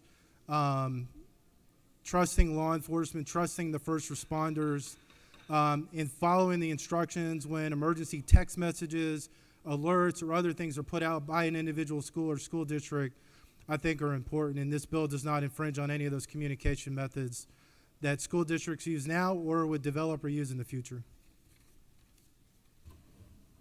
Recognize Senator from the 50th.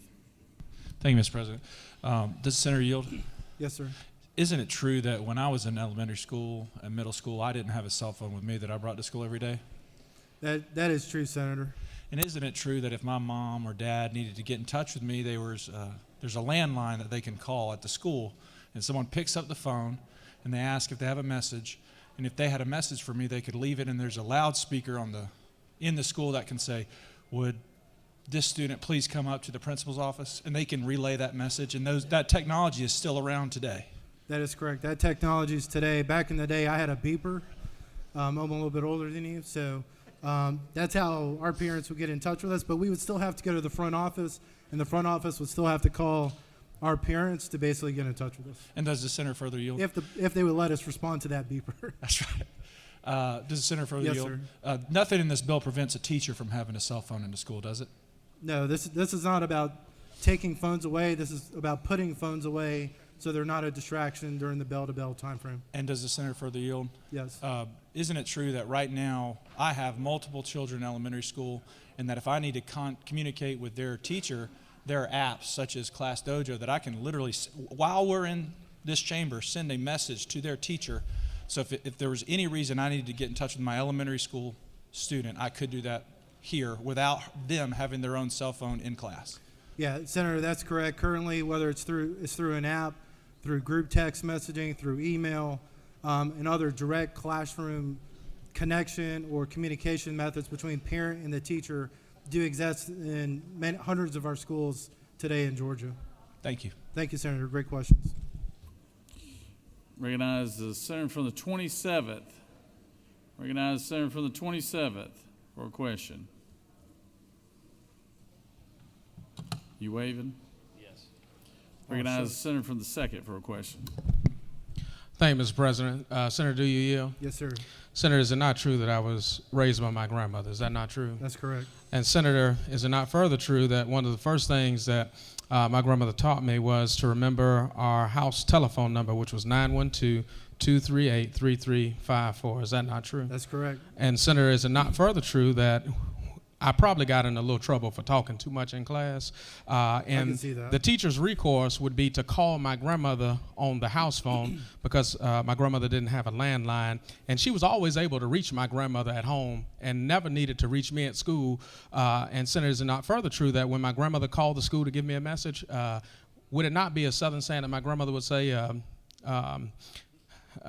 children should stay out of grown folks' business? Is that not further true? That is true. And my mother growing up, we had a landline, 770-447-9386.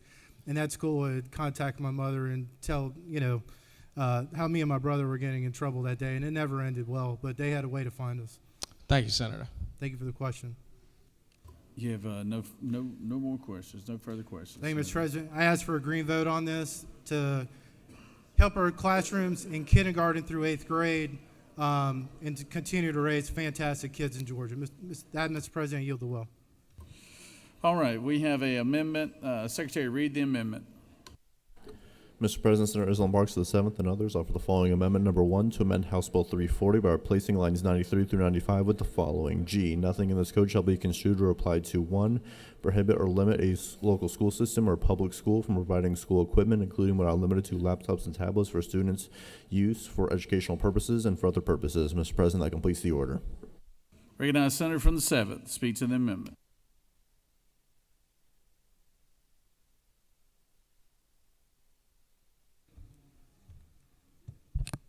Thank you, Mr. President. I recognize the good intentions of this bill, but with many good bills, there are sometimes negative externalities that come out of them. If we look at line 28 in the bill, where it defines personal electronic devices, it means any portable electronic device capable of transmitting, receiving, or accessing communications data or media, such as includes but is not limited to smartphones, smartwatches, tablets, e-readers, headphones, and other devices. Right now, this bill would ban devices like e-readers. Banning e-readers in 2025 is basically kind of like banning books. Kids aren't just reading paperbacks anymore. They're reading on Kindles, on Nooks, on tools that are built specifically for learning. E-readers don't have TikTok. You don't text on them. They don't let you scroll. So, I agree with banning distractions, not learning. My amendment makes sure that we carve out a place for technology that supports education and devices that only serve the classroom, not the group chat. Electronics are tools, and so I would like to make sure that we don't take them away from teachers and students. Thank you, Mr. President. I yield well. Senator is yielded. Recognize senator from the 29th. I'd like to speak to the measure.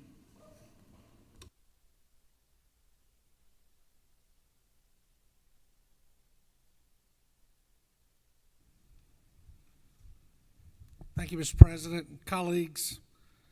I want to commend the senator from the 31st and the House member and good friend of mine for actually, not to offend anybody, for actually bringing the first legitimate school safety bill before this body. Cell phones have become a serious cancer in our classrooms.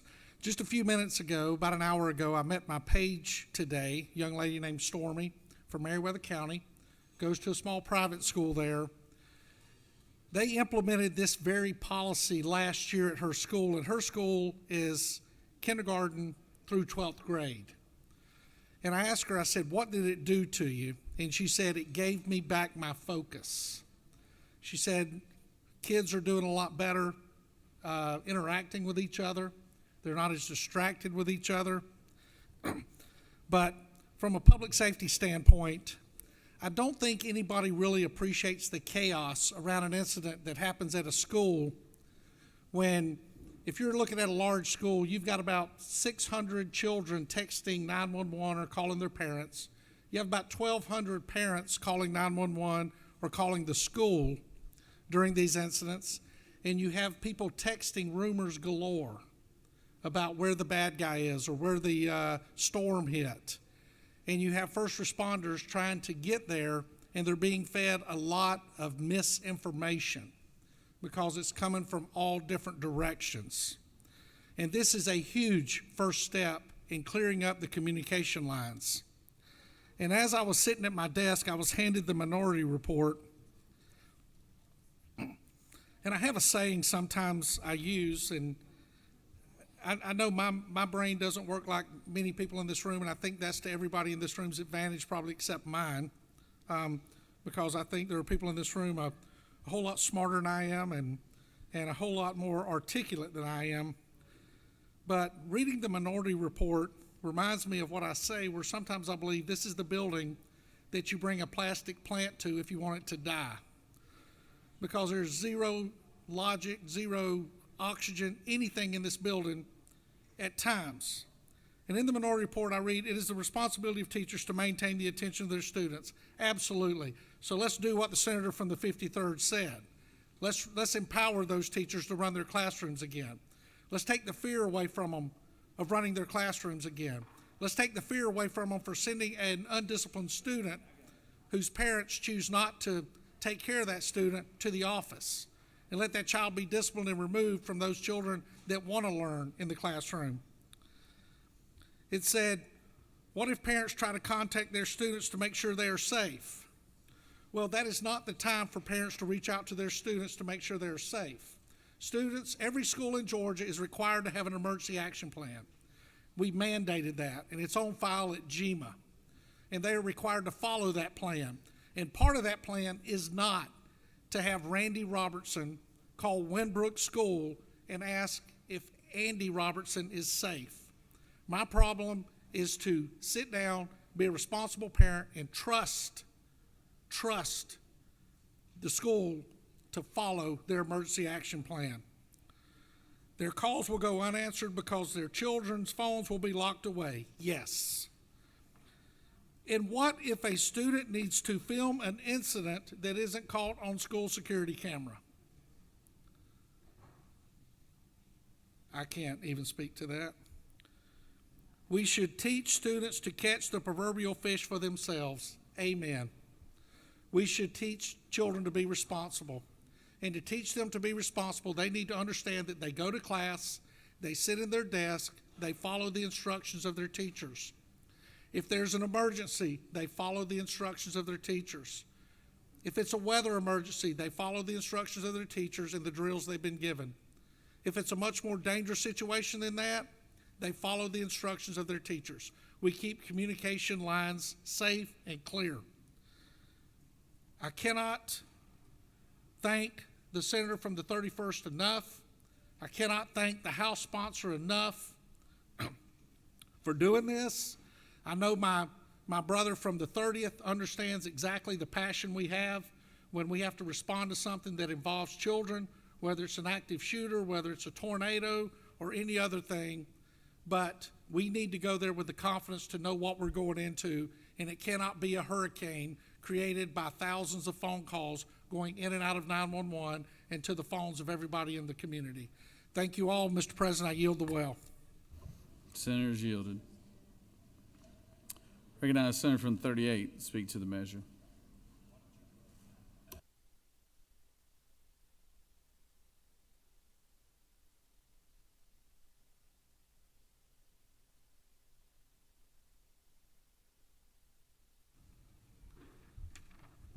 Thank you, Mr. President. Colleagues, I was really torn on this bill. As a former teacher and principal, I know the distractions that phones cause in the classroom. Just this morning, I met with school leaders from my district. We had 5 of them here, and each of them mentioned the drama and the issues that cell phones cause in the classroom. From 3rd graders sexting and sending explicit videos to fights being caused on as a result of phones. So let's not forget that some kids can use their phones to bully their fellow classmates during the school day. According to the National Center for Educational Statistics, in 2022, about a fourth of students aged 12 to 18 were reported that they were bullied as a result of online or from text. These harmful online posts or text messages can be shared across the school in a matter of minutes during the school day.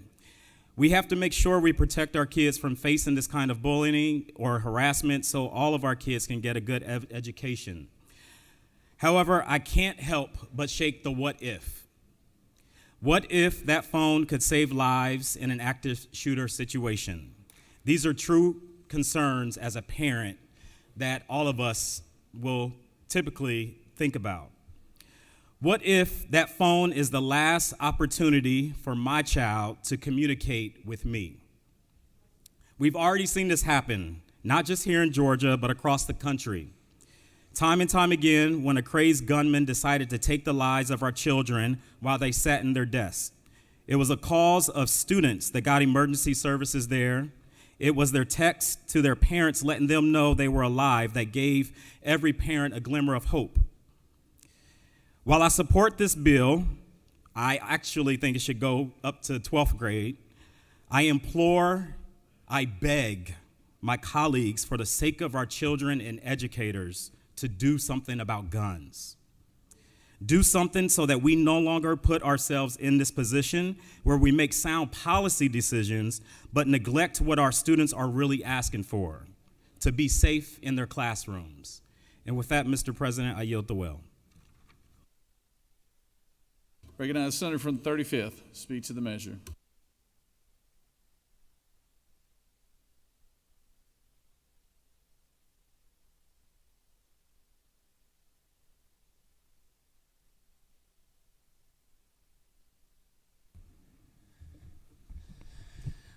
Colleagues, I rise in partial disbelief because I'm in complete agreement with the senator from the 29th.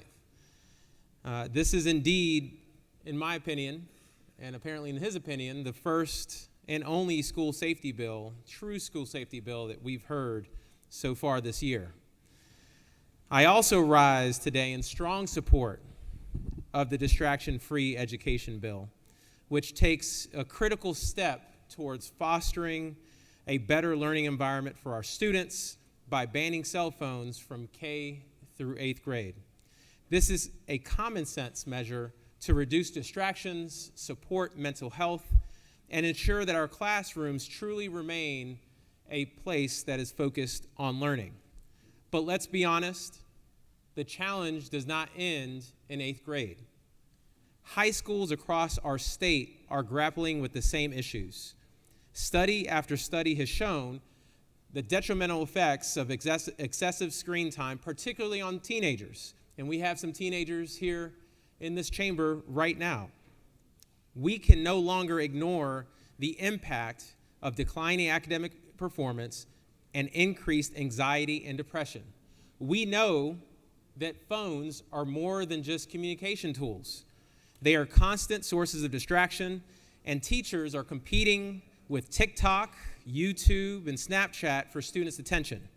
And in a world where algorithms thrive on keeping our students hooked, we are setting them up for failure by allowing them to continue to be distracted by cell phones in classrooms. Therefore, regardless of what this bill does in K through 8, I call on our school systems across the state to act now. Even without a statewide mandate, local districts have the authority to implement policies that ban phones in high schools. Some schools across the country and in this state, like Marietta City Schools and Atlanta Public Schools, have already begun to do this, and they've seen remarkable success. They've reported higher grades among students, fewer disciplinary issues, and more engaged students. I have an example of Midtown High School, where parents and teachers reported that after banning phones in classrooms, students were automatically, suddenly talking to each other during lunch. What a novel idea. It is time that we follow the lead of these school systems. This bill is a step in the right direction, but let it be the beginning and not the end. Let's ensure that every student, from kindergarten to 12th grade, has the opportunity to learn free from unnecessary distractions. Colleagues, I urge you to support this bill and encourage school systems to take bold action for the sake of our students' future. Mr. President, I yield the well.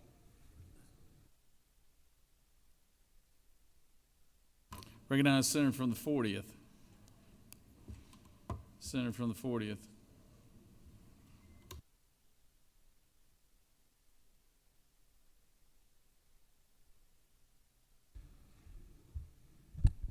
Thank you, Mr. President.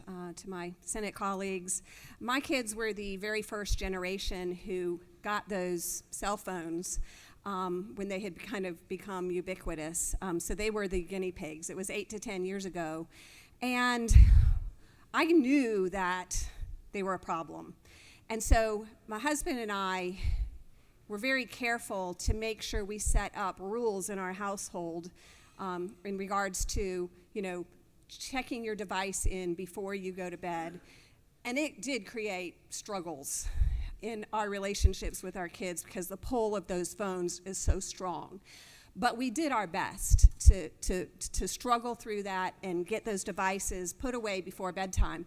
But then we sent them to school, and the schools worked against us. By 9th grade, my kids were required to sign up for Instagram because there was a school assignment that was a very clever assignment, but there was a school assignment where they had to create Instagram characters that had to do with like the Crucible. It was very cute, but they required that my kids have an Instagram account.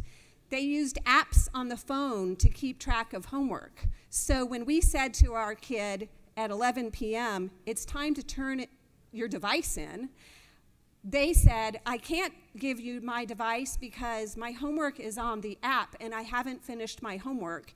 And we, as parents, couldn't stay up until 1 a.m. and the kid still had homework to do, so the device didn't get turned in. I support this bill. I am so thrilled that we can do this for parents that are out there struggling in the same way. We can help them put limits on these phones. And I wish that we could have done this sooner and it could have helped me 8 to 10 years ago, but at least we can do it now. So I have full support of this bill. I'll yield to questions. You do have a couple questions, Senator. Recognize the Senator from the 36. Thank you, Mr. President. Senator Yield. I do. Senator, you may have be familiar with this. Isn't it true that I have read accounts that the folks in Silicon Valley who come up with all these advanced technical breakthroughs with phones technology, that it's been widely covered that they in fact strongly control their children's access to these instruments, the very folks who are at the top of in Silicon Valley? Yes. In fact, I remember hearing 8 to 10 years ago when my children first got these devices, started using them, is that the people who invented them did not allow their children to have them. So they knew that what they were putting into kids' hands was not good for them. And here we are 8 to 10 years later, right. finally dealing with it. Thank you. Thank you, Senator. If there are no other questions. You have one more Okay, question. Senator I'll from the yield. 37th. Does the lady yield? I do. Appreciate your presentation. I was going to go to the well, but you said everything I was going to say. Thank you for that. This is big policy. Isn't it true that this is going to make a really big impact? And have you seen an issue before that has this big of an impact that we have almost overwhelming bipartisan support for in this chamber? This can have a huge impact. I predict that many measurements will change. Reading scores will go up. Social skills will improve, because all of those measures went down when cell phones became ubiquitous. So if we can pass this, then I think a lot of the measures we have in terms of measuring the health of our children will begin to go up. Does lady yield for one further question? I do. Isn't it true that even if we believe that there should be a ban through 12th grade, a ban through 8th grade is a good first step? It is a good first step. I would love to see it through 12th grade, but this is a good first step, absolutely. Thank you. If there are no more questions. You have no more questions, Senator. Thank you. I yield the well. We have another amendment. We need Secretary to read that amendment.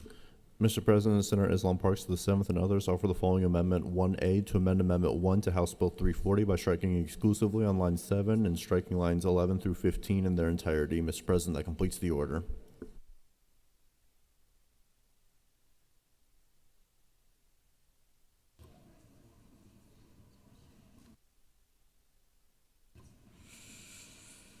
Is there any other senator wish to speak for or against the measure?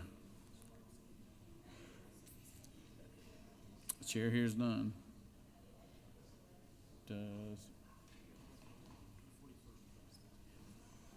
Recognize the senator from the 41st to speak to the amendment.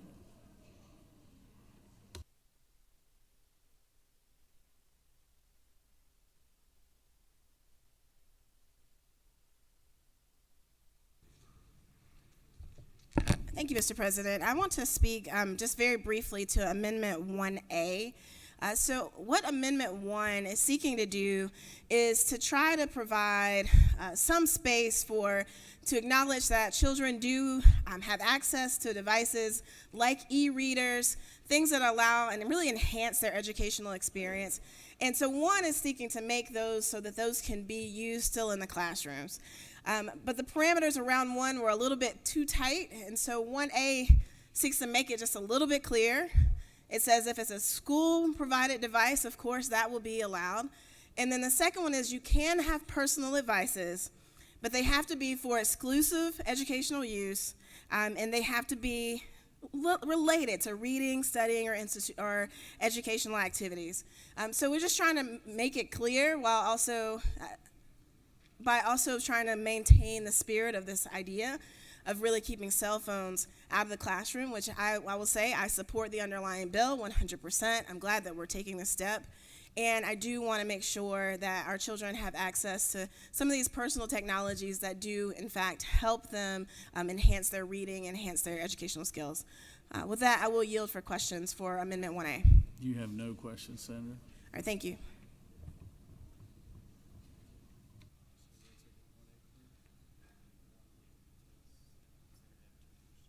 Senator from the 31st, would you like to close?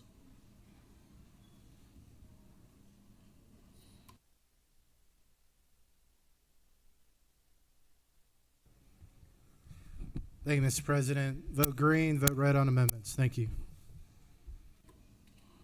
All right. So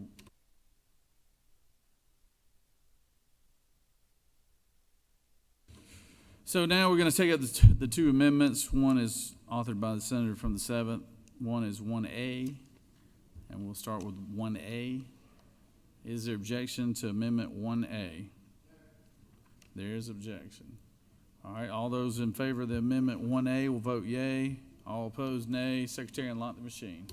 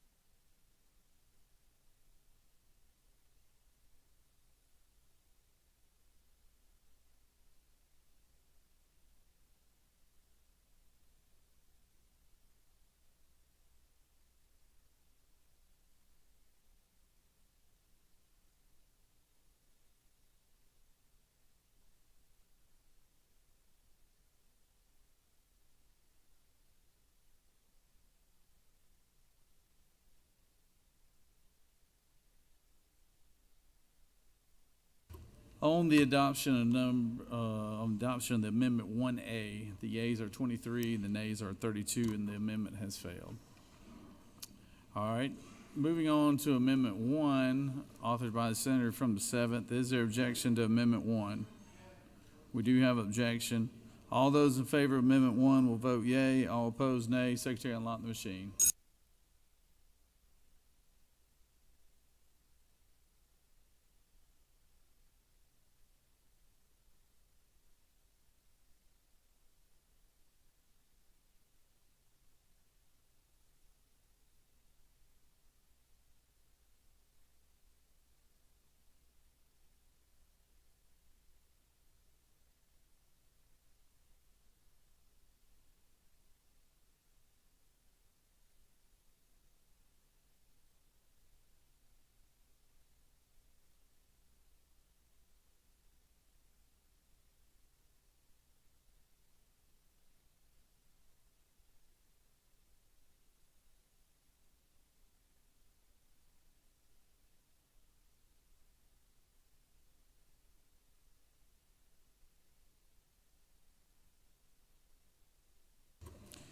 On the adoption of Amendment 1, the yeas are 15, the nays are 39, and Amendment 1 has failed.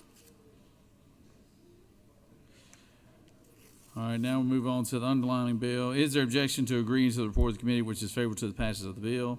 Chair hears none. The report of the committee is agreed to. Is there objection to the main question being ordered? Chair hears none. The main question is ordered. Question is on the passage of the bill. All those in favor of the bill vote yea. Opposed, nay. Secretary, unlock the machine.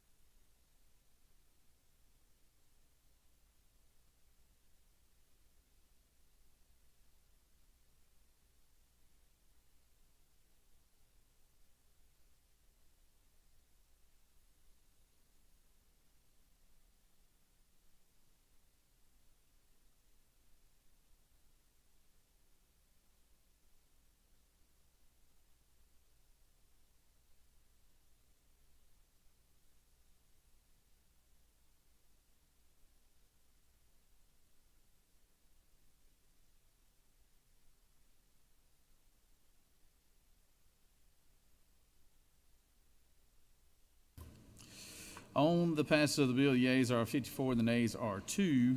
This bill, having received the requisite constitutional majority, is therefore passed. Recognize Senator from the 13th for a motion. Thank you, Mr. President. Mr. President, pursuant to Senate Rule 7-1-10B, I give notice on the next legislative day I intend to move for the Senate to consider House action on Senate Bill 13. Secretary, read the caption. Senate Bill 13 by Senator Summers of the 13th and others, Bill 2010 and Act to amend Chapter 23, Title 50 of the Official Code of Georgia annotated related to the Georgia Environmental Finance Authority, so as to authorize the authority to finance and perform certain duties in connection with projects relating to national gas facilities, to revise definitions, to provide for rules and regulations, to provide for limited liability, to provide for related matters, to provide for an effective date, to repeal conflicting laws, and for other purposes. Mr. President, that completes the order.